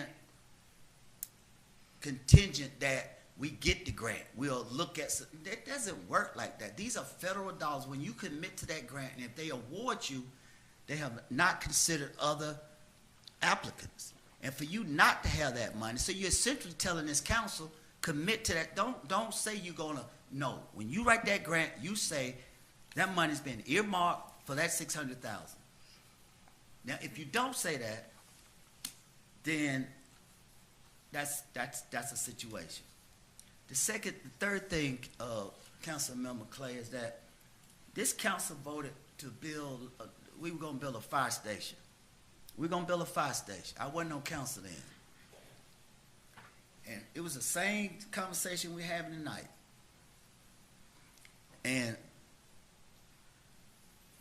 we didn't have an EPA grant, but the conversation came up. You know, MARTA used that creek as a reservoir. That's what MARTA used that creek for, as a reservoir for its stormwater. So the remediation needs to be understood way before we talking about writing a grant. Even though and then the other thing, Ms. Garrison, is that EPA money should be used for other remediation projects. I've never read it, but who's to say that it couldn't have remediated? We could have did the thing on Old National. We could have did that Target. We got a lot of developers that need that money. We helped out the guys of them apartments, the Pure Gas Station. We took the deed, put it in our name, flipped it back, but we was creative.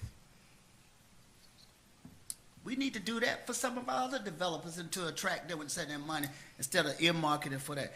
So I've got two more things, Mayor. In Mississippi, you know, I told you I was going to check on the water, right? Guess what? A man named Brett Favre, a former football player, got with the governor, came up with a great idea to take grant money. It sounded good. Diverted from welfare recipients, the poorest state in the nation. And it just, I said to myself, how do people even have the character to even do this? Where does that even come from? So, MARTA's only selling that land for $27,000. I don't have a problem if we buy the land. I'll make a motion tonight to buy the land. And we'll just own the land and we'll figure it out later, because there's only $27,000. How much is it? It's 218. Huh? 218. Okay, I'll even compromise that we buy the land, figure out how to buy the land and hold it. But there's no guarantee that we're gonna get. I'll close by saying you cannot legally apply for a grant if you do not say in the grant that those monies are earmarked. If you do, it's fraud. Thank you, sir. I wasn't finished with the fire station. I was just waiting for the sidebar conversation to finish.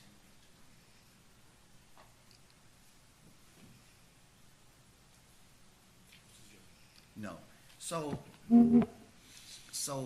we bought land on Garvey Road for what was it, 700,000? Was it 700,000 for the fire station? Was it 700,000? Well, I think it was 600,000 on Garvey Road. And guess what? After we bought the land, somebody came up with the clever idea that we couldn't use it.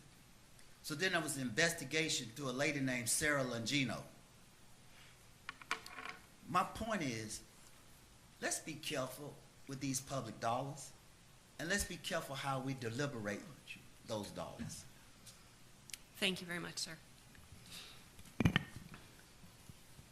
Mayor, if the discussion's over, I move that we move forward with the resolution with the correction of trials to trails. Is that the conclusion of your motion, sir? Pardon? Yeah, that's the conclusion of your motion. That's your full motion with the correction? Yes. Okay, with the all right. corrections. Thank you, sir. Is there a second? I've got some discussion. Hold on one second. Is there a second? I don't understand the motion. The motion is to approve the funding resolution with a correction on the typographical error. Oh. I have a little discussion. Is there a second? I'll second. Thank you, Councilman Allen. Discussion, go right ahead, Councilman Carter. Again, I think it's a great project, don't get me wrong, but I'd like to add a friendly amendment to that motion in terms of sidewalks, finding some sidewalk funding for Lake Shore, as well as making sure we at least cover those repairs at the convention center, and meaning, not a new roof necessarily, but at least enough to patch that roof up so we're decent in terms of our hospitality center. While both of those that would be my friendly amendment to your motion. While both of those are very important topics, they are not germane to this motion, and so they are out of order. Well, I think they're very germane if you want the support of this entire body. I think they're very germane, but again, that's just my opinion. Yes, sir, I understand. And so as the chair, they are not germane to this motion. Well, And so they will not be entertained. Thank you, sir. Further discussion? I have a couple of questions. Ms. Hall Garrison and Ms. Alexander, you highlighted $310,000 in commitments and donations thus far to this project. Will that offset the $600,000 that the funding resolution contemplates? Thank you. So currently, $160,000 of that has been allocated for Microsoft and U-Haul to be utilized towards the purchase of the property. Currently, we have an agreement from Coca-Cola to do $150,000 towards the development of the park. What I will add, though, is DNR, as far as the board for the Georgia Outdoor Stewardship Program, has allowed retroactivity. So yes, it will all be utilized towards our in-kind cost or towards our cost share for that grant. So that $600,000 has already been essentially shaved off. It's a number less than $600,000 already. Yes. And this project is moving forward with active seeking of additional funding from external sources, correct? Correct. From external, as well as we are continuing to receive in-kind services from American River Keepers, the Conservation Fund, Stantec Cardinal, Georgia Power. We also have an agreement from Woodward as far as to utilize it for recreation as well as education. So we have a lot of outside support in kind as well as monetary donations. Mr. Myers, in regard to the Georgia International Convention Center, that's run under an enterprise fund, correct? Yes, it is. And as such, an enterprise fund should pay for itself, that we should not be pulling capital expenses from the general fund for an enterprise fund funded. Yes.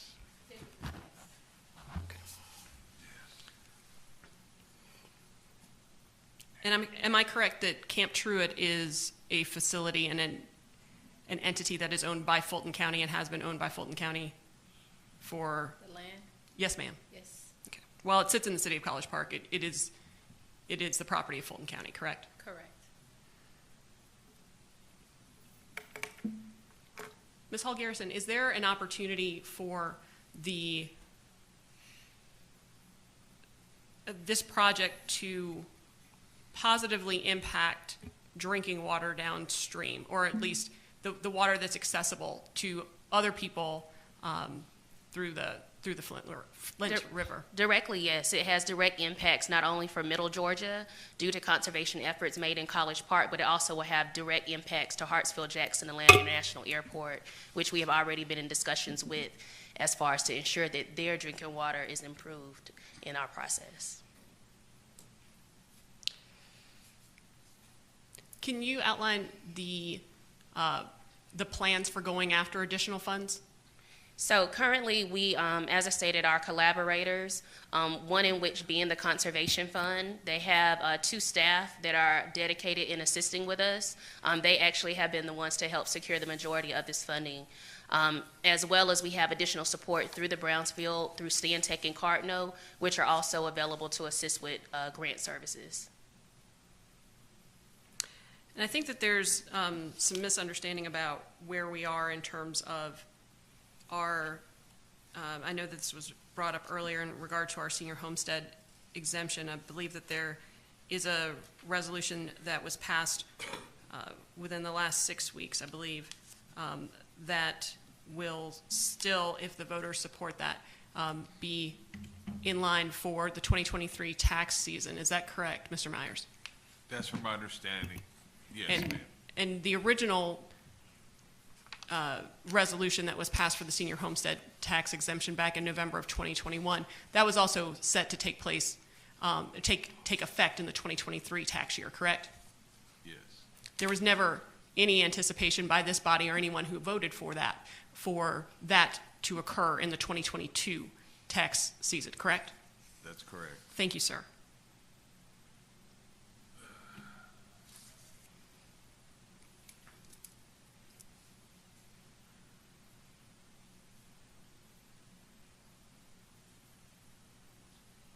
Those are all the questions I have. I'll make one more pass. Councilman Clay. I have no questions. I made my motion. All right. Thank you, sir. Councilman Carr. I have a couple of questions as well. Okay, according to the first page on this packet here, packet page 71, all right, it says the city will receive up to $2.539 million in funding. Okay, I saw that number on the last packet we had when we looked at this. The number I did not see was 3.3, the total amount. I did not see that number on the last packet for finding the Flint. Maybe I missed it, but this is the first time I saw the 3.3. It was my attempt to clarify the full value of what this grant delivers in terms of a project and then the impact for the community. I understand. So that includes your All right. match. Well, here's the thing. A lot of the time, if we're trying to make a decision up here, I think we need the full dollar amounts that we're talking about, and that's going to only make sense because from the last meeting 2 weeks ago, where we did not have the $638,000, this was a $2.5 million project. 2 weeks later, this is a $3.389 million project. So in terms of the 2.5 that we could receive for the grant, in order to receive that, we have to pony up the 638. Is that right? That would be the match that would Okay. result after our donations that Okay. also help fund it to date. And we So anticipate who that going pays down. for the additional, see, 2.53, $800,000 or so? So it's not an additional, it's the 637 plus the amount of dollars in funding that we're receiving that are committed from external sources comprise that percent of our match. Okay. I don't see a total of what we would, what we're looking at here on this paperwork. So we've got 637.9 plus the monies from the community partners. Is that what that's what you're telling me, right? And part of that would get us closer to the that would cover some of this 3.3, because I understand the 2.5 is contingent only upon the 638. Is that making The sense? 2.5 is contingent upon the match. The correct. 638 match. Okay. So if that happens, again, where would the rest of it come from to finish the project at 3.389? Where would The- that money come from? The total, the 637 is the number we're estimating, given that we've already been committed funds from outside sources. So the gaps are being met by these outside sources Okay. to help comprise our 25%. Okay, so this additional money, you're saying will be covered if we can raise the rest of it, basically? No, what I think she's saying is you have 2.5, total cost of the project is 3.3, 3.4, so that's about 900,000 that the city would have to cover, but they have received a commitment of about 310,000, so that leaves our share at 637,000. Okay. Well, I can say I'm not very happy in how this was presented to us.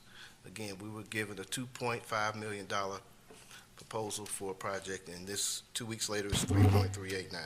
It's the same amount that we're requesting the grant. The number has not changed of the grant that staff is seeking to help understand, implement the project you have. Well, I guess if that's the pursued over these case, I years. wouldn't be looking at 3.389 for the total project. I assumed the total project was the 2.5, but. That's the grant that you're Okay. seeking. Well, I just wasn't aware, it gave me the assumption 2 weeks ago that the total was that amount, because. The 25% was what we were presenting as our required match Understood. on top But- of the 2.5. Got it, I understand that. But if we did not see the total cost of the project, then it's hard for us to kind of gauge what type of money we're talking about in total here to finish the project.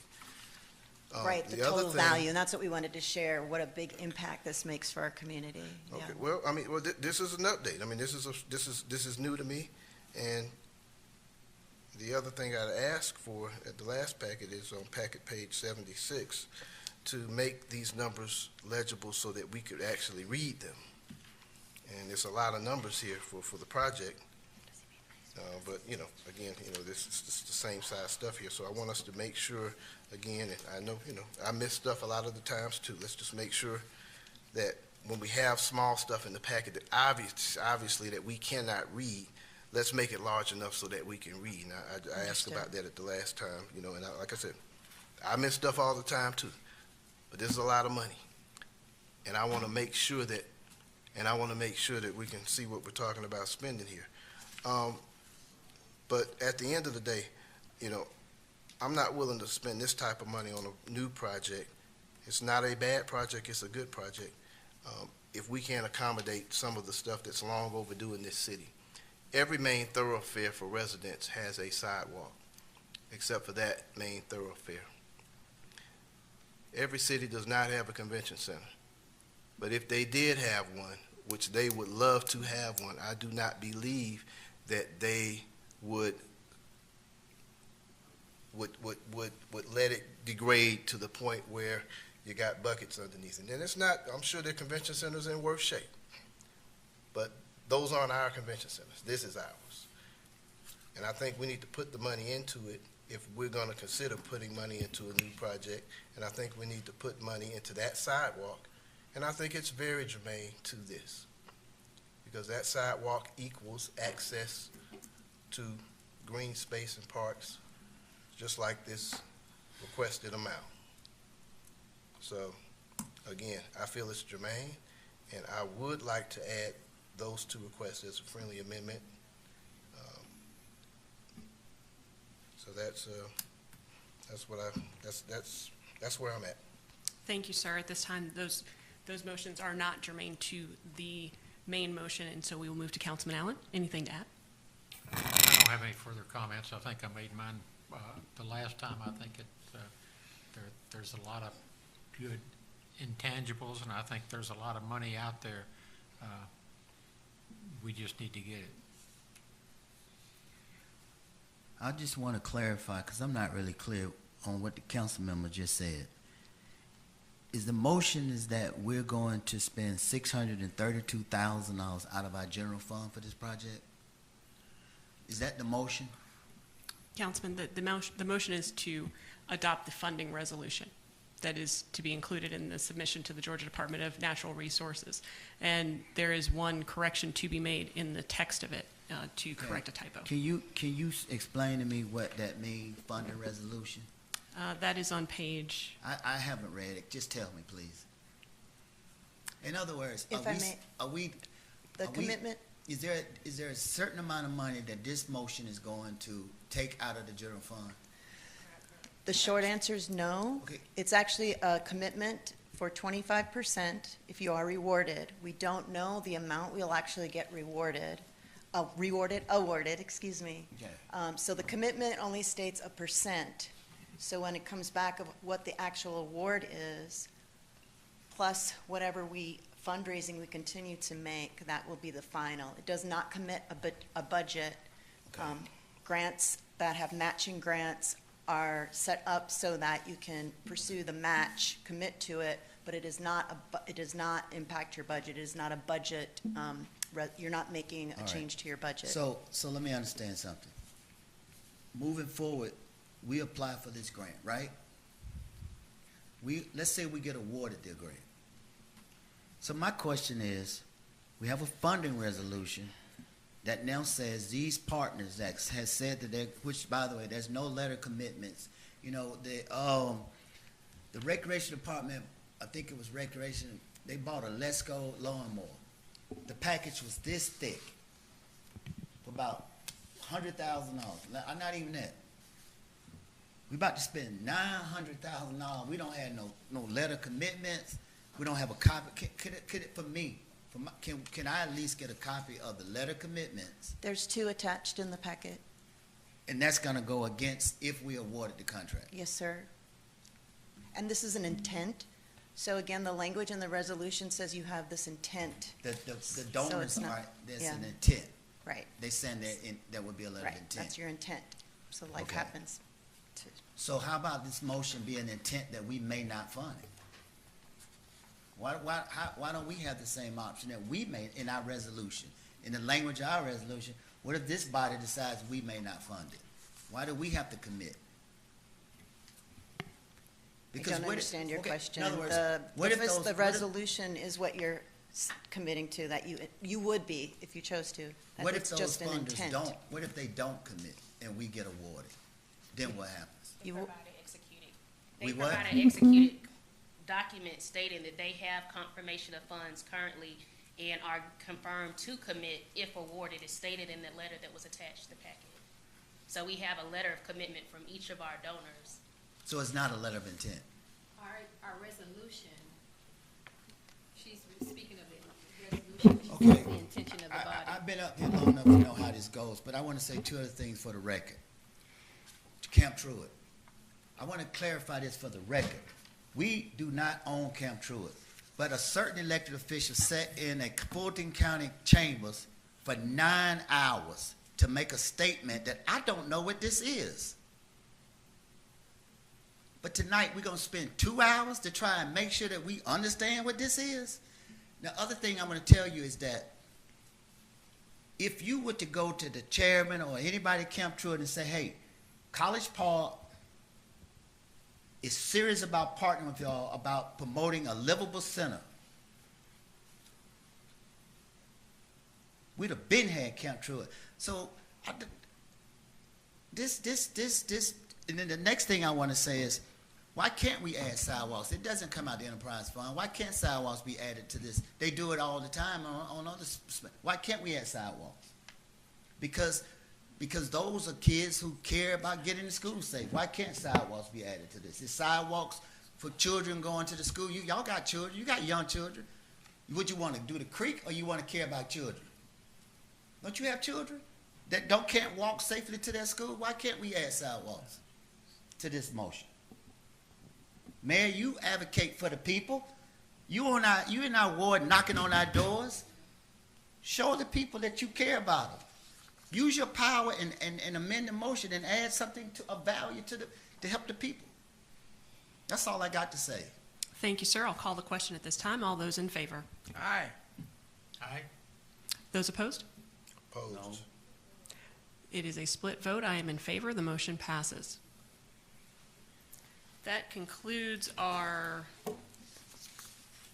we don't have any new business. City Attorney's report? Nothing, Mayor. Thank you, sir. City Manager's report. Good evening, Madam Mayor and Council.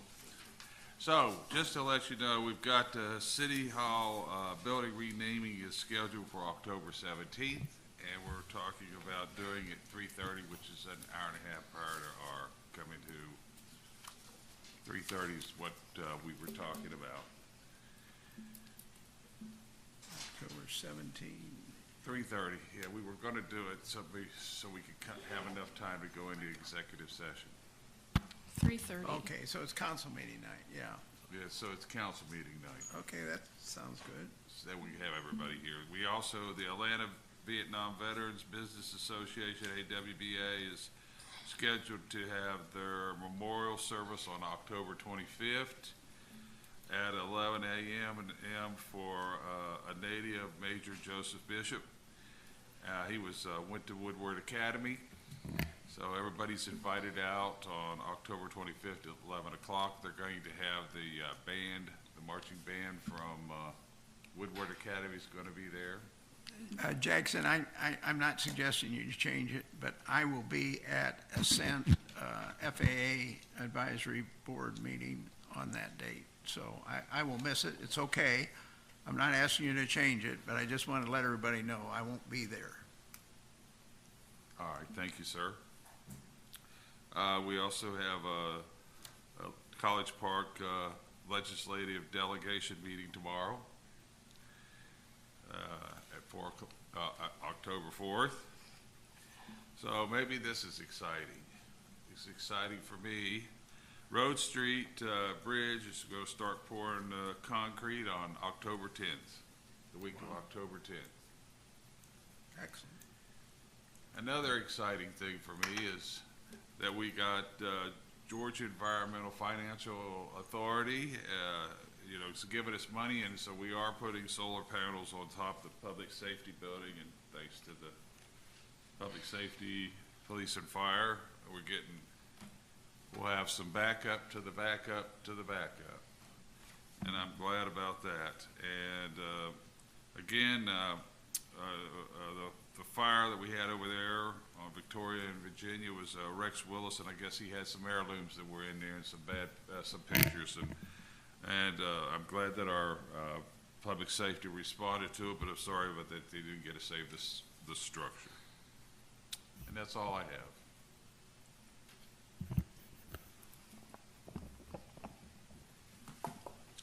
We will move on to the report of Mayor and Council.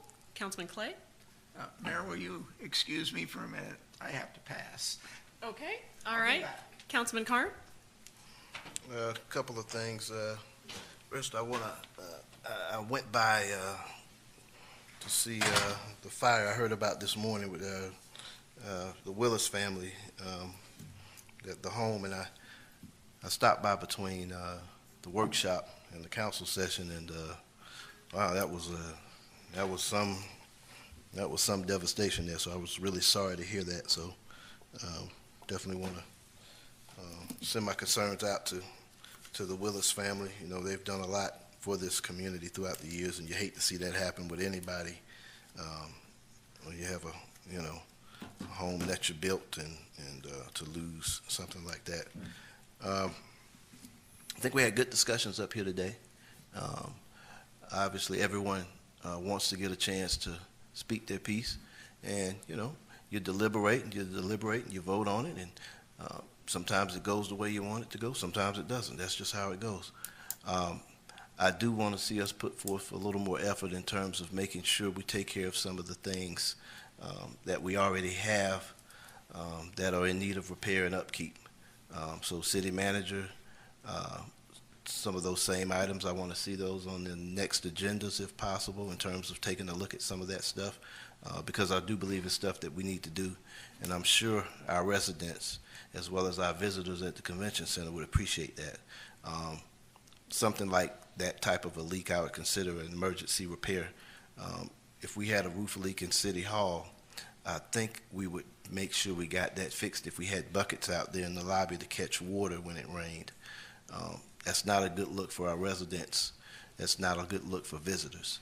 And that convention center hosts thousands more than come into our city hall here. But I do believe if it was the same circumstances, we would have gotten this facility repaired. I want us to make sure we take care of all of our facilities. So I'll leave it at that.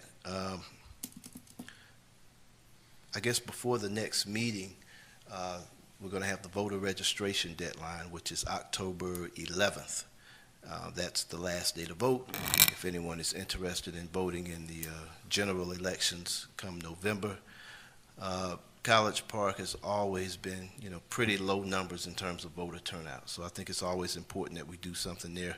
Now, I saw in the front, there was a point where we used to offer voter registration forms when people would come in and connect and moving into the city. As you all know, we're a very transient population, so it's hard to keep voter rolls here.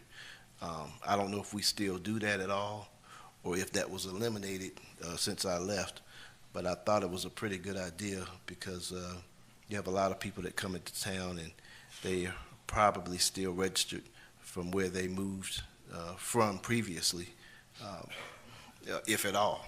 So I thought that may be something we want to look at and make sure we're doing, or at least offering the service or having that available or reminding folks that you're in the city of College Park.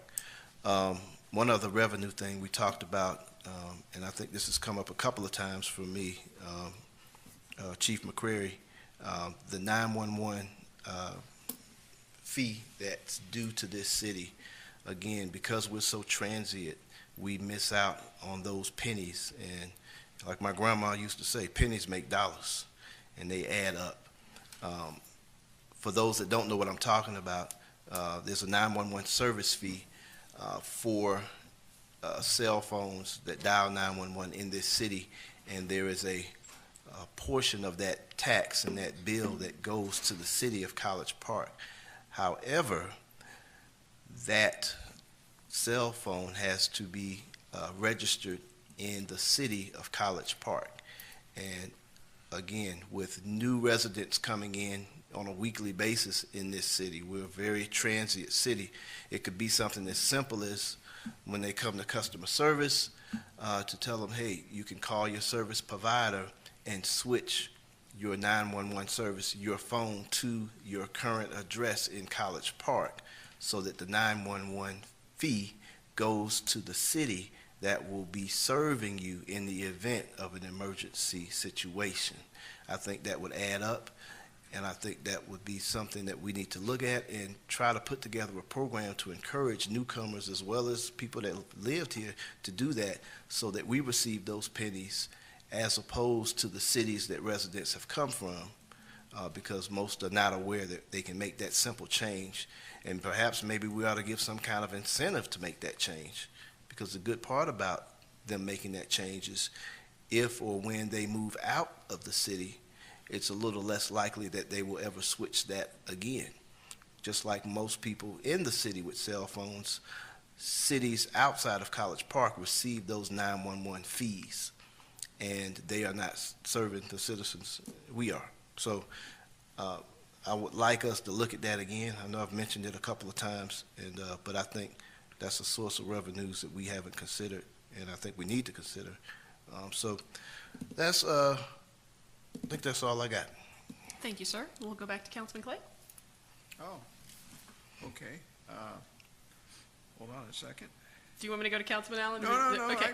I've got it lined up. All right. I got my questions queued up. I just have to open my phone. I think it must have been 2 or 3 years ago now that we had an issue with continuing complaints about brown water at the end of John Kelvin.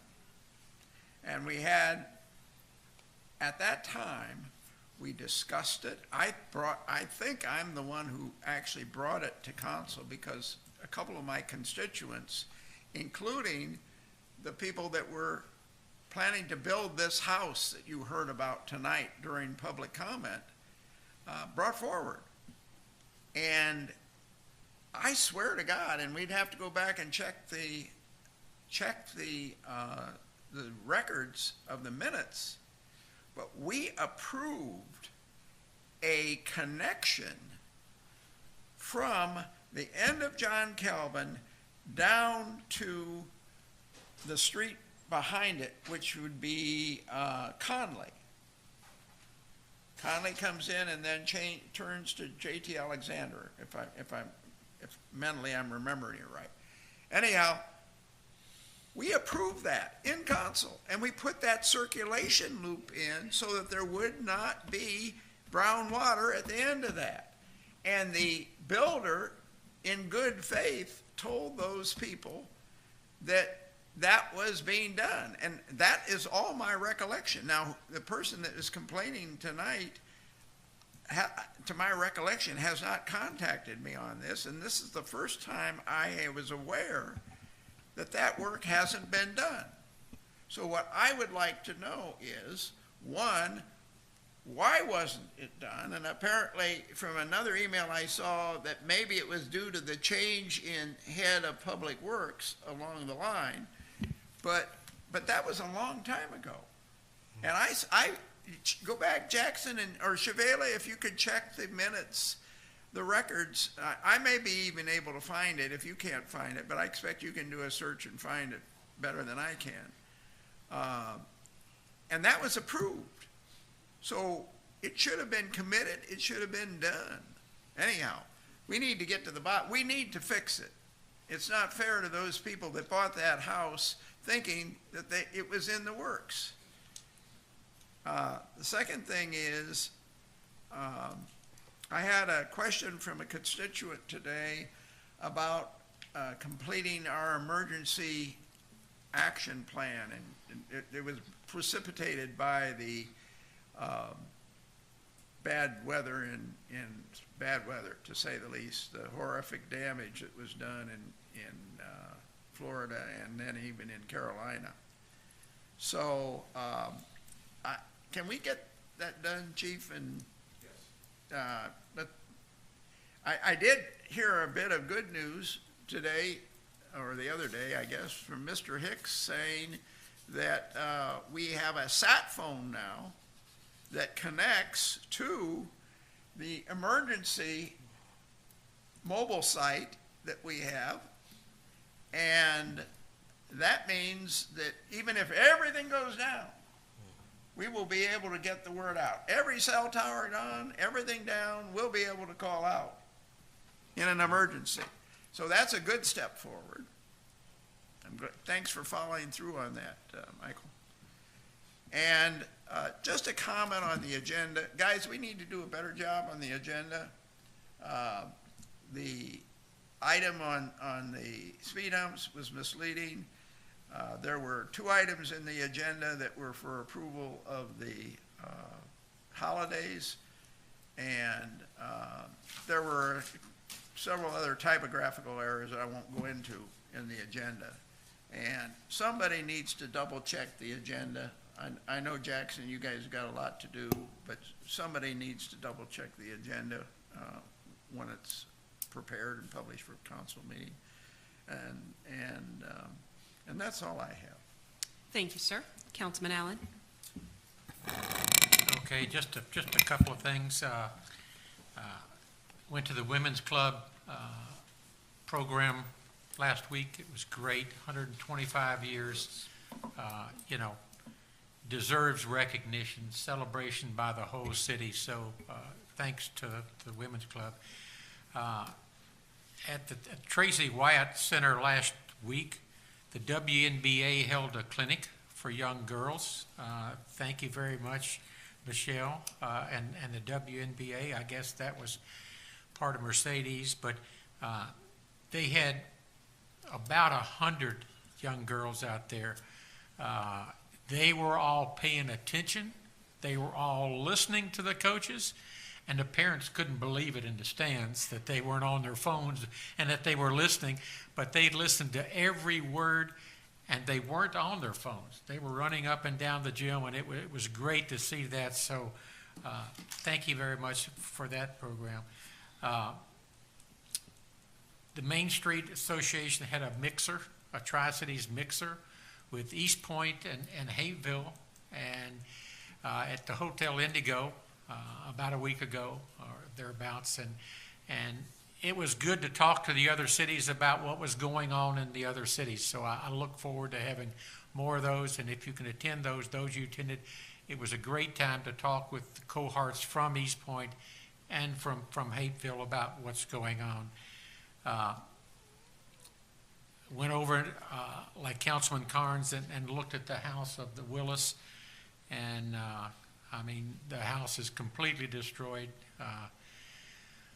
along with a lot of memories, photographs, and everything else. So, Rex, if there's anything we can do or anything I can do, please let me know. Looking forward to the legislative luncheon tomorrow and talking with the legislators about what we think they need to look at and listen to where they think we're going. And the last thing, Police Department, again, thanks a lot for Trunk or Treat.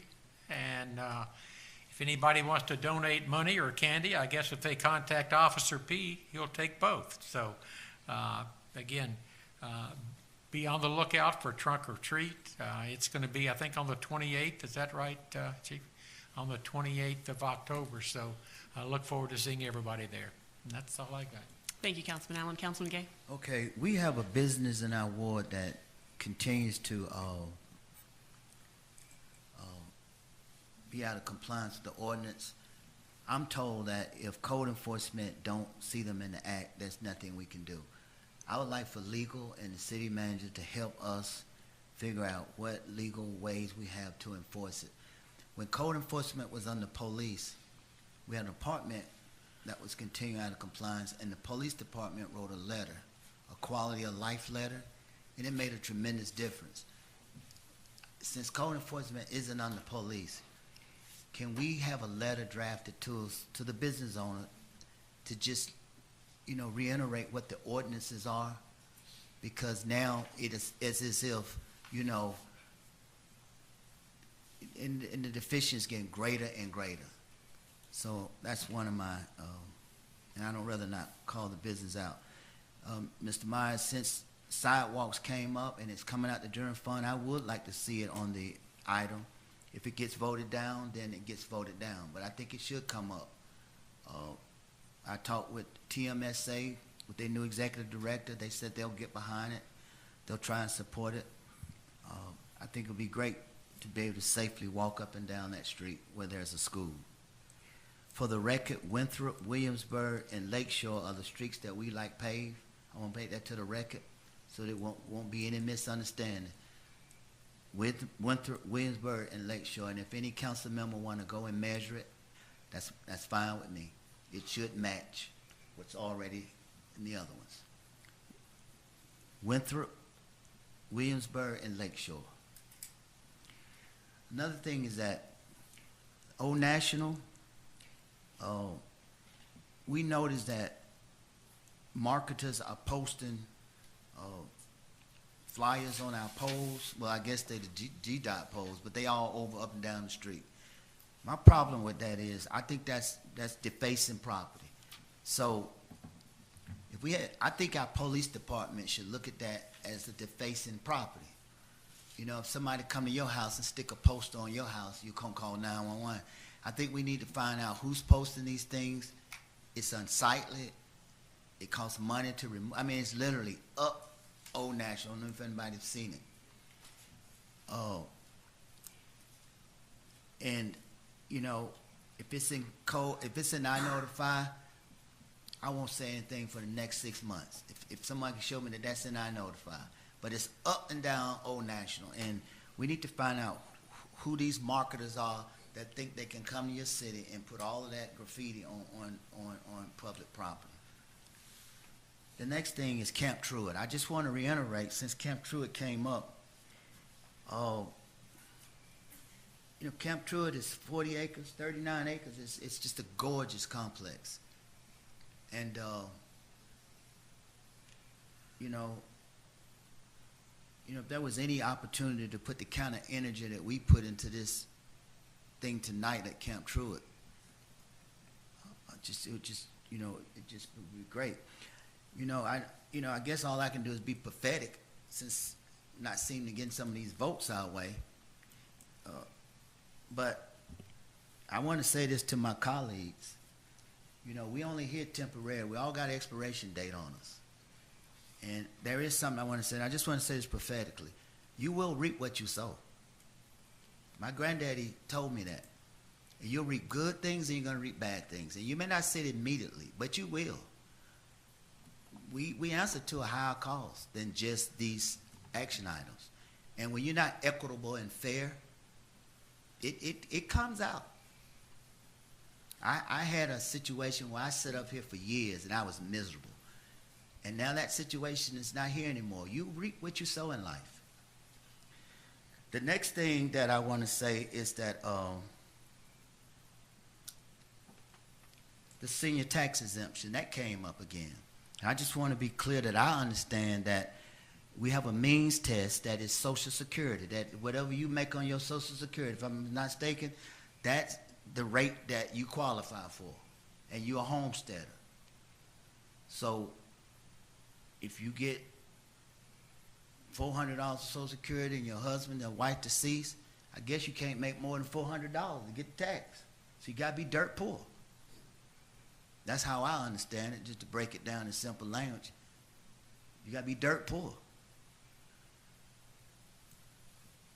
And last thing, that's 175 viewers that I see on our social media. I see 175 viewers on our social media. I wish those 175 viewers that I continuously watch this would go talk to another 175 people and say, guys, please start watching. Please start listening.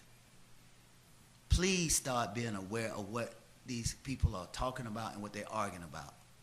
I would like to see that 175 be 275. We have to become aware. We cannot just continue to sit up here and let people make decisions for us based on their interests. That's all it is. That's all it is.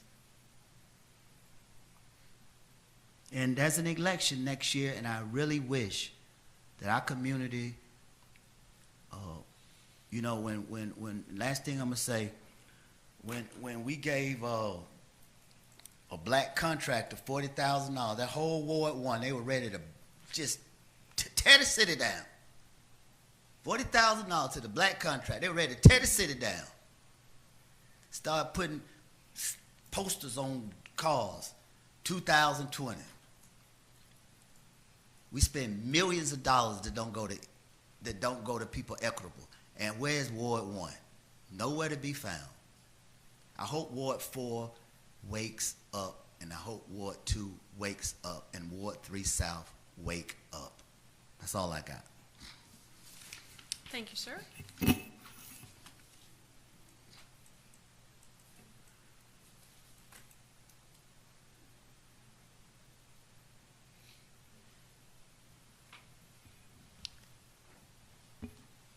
Ms. Ames? I believe that you have an announcement about the Youth Council, or would you prefer that I make it? Okay, alrighty. The Youth Council has been, applications have been extended for one more week, so the deadline is now 14th, I'm sorry. Oh, the 14th, so it's actually been extended for 2 weeks? Yes. Okay, all right, 2 weeks. Yes. We've got applicants. We want your kids to be a part.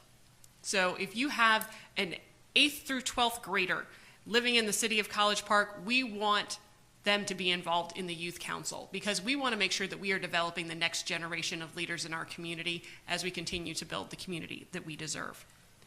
Had the opportunity last week to represent the city at the White House. Got an invitation the Friday before last to join in the celebration for the Atlanta Braves World Series championship, and it was an incredible opportunity. Very grateful to the White House Office of Intergovernmental Affairs for extending the invitation, and it was one of those things that you'll just never forget. So I was pleased to represent the city in that celebration. I want to also thank not only my colleagues on council, but our community members throughout our city, the South Fulton region, and even folks from North Fulton and our North Fulton mayors for showing up at our local option sales tax town hall last week. It was a great opportunity to continue to discuss this issue, which is so vitally important to so many people in our county. We have mediation set again on Friday for discussions with the county in regard to that. We have that town hall available for review or viewing for the first time, if you so choose, on our YouTube channel. And it is really important information because it dictates how much of the local option sales tax, which is 1 penny, that is charged when you purchase things throughout the county. It's going to be a penny tax that dictates 10% of our general fund. So it's a vital part of how we get business done here. This is about public safety, public works, all the things that you think about when the core operations of a city are entertained. And so the outcome of these negotiations are really important to everyone here and across Fulton County. I am also looking forward to our legislative delegation luncheon tomorrow.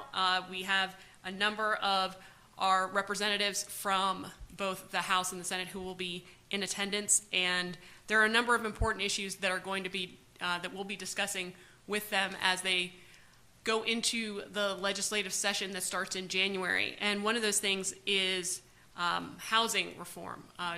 As some of you may know, we have been at the heart of discussions in regard to build-to-rent legislation, and also in regard to design standards, because some of the things that we need in College Park for the design of our houses are not necessarily the things that other communities would contemplate. Living in the shadow of the world's busiest airport means that we have different needs than communities like Brunswick or Macon or any other place in our great state. So there was a committee hearing last week about some of these issues. It looks like there will be some activity on both design standards and build-to-rent legislation coming forward in the next legislative session. So that is something that we will be keeping our eyes on and informing you about as well, because these are things that will directly impact our quality of life in College Park. And so we will continue to advocate on your behalf. And I was asked last week to talk at a housing and urban development conference in November on some of these issues and the influx of institutional investors that are buying homes in our area and some of the solutions that other communities have implemented in that. And so I'm looking forward to that opportunity and also just learning from other communities about how they are dealing with this issue as well. Also had the opportunity to travel a little north of here to Young Harris and get additional training, because training is always important. So had a chance the week before last to attend additional Georgia Municipal Association training with a practical ethics class and one regarding public problems and democratic decisions. I tell you that because one of the things that I find so useful is being with our peers across the state, learning from them, learning what works in their communities so we can bring it back and make our city even better. So it was a great opportunity for that as well. I want to thank Ms. Hall Garrison for two things. One, there is the Region 4 Brownfield New Grantee Workshop that is happening on Wednesday, and we are hosting that in our auditorium. It's a big deal.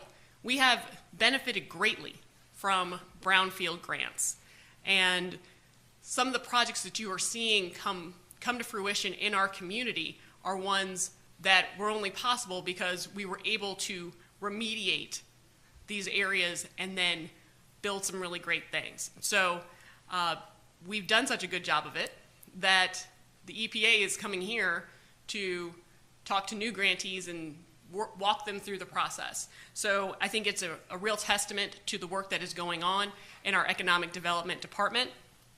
Also wanted to thank Ms. Hall Garrison for her leadership on the equitable dinners conversation last night. It was an amazing event.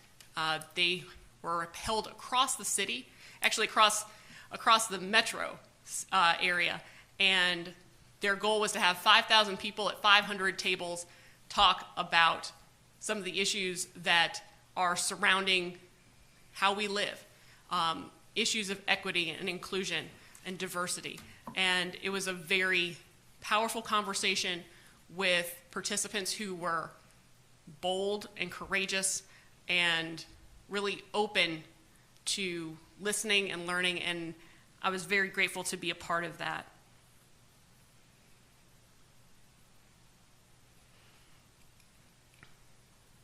Wanted to pick up on a couple of issues that had been addressed this evening. I wholeheartedly agree that we need to make progress on sidewalks. They are an issue of public safety, period. And I would support a vibrant discussion about that, because I think that as we, again, continue to build the community that we deserve, we need to improve those quality of life issues, and sidewalks are one of those ways. Especially, Lakeshore is one of the areas in which we have some real issues, because we've got kids who are trying to get to school. We've got people who use that as a connection to Herschel Road and elsewhere. And I think that the nature of how we use our neighborhoods has changed. And so I would welcome that discussion, and I think that it is a timely one. We have R&B night on Thursday from 6 to 7:30 out in front of our auditorium. We invite everyone to come and enjoy the sounds of R&B, and we are grateful to our Recreation and Cultural Arts Department and all of their partners, including the Fulton County Arts Commission, for putting on this event, and hope to see everyone there for that as well. I also wanted to echo, I think Camp Truett was something that we were discussing earlier, and I do think that it is an absolutely amazing property with great potential. Deed restricted, and if there are opportunities for us to work with Fulton County to make that more of a community asset, I think we should absolutely go for it. And we can continue to examine that. My last understanding was that it was going to be a sports complex, but I don't believe that has come to fruition. So if there are opportunities to move forward on that, I think that moving in that direction to make it more of a community asset and working in partnership with Fulton County is absolutely something that we should explore. Last week we had a great meeting with representatives from Aerotropolis and our Economic Development Department to continue to discuss some of the ways in which we are learning and leading from the Southern Cities Economic and Inclusion Initiative.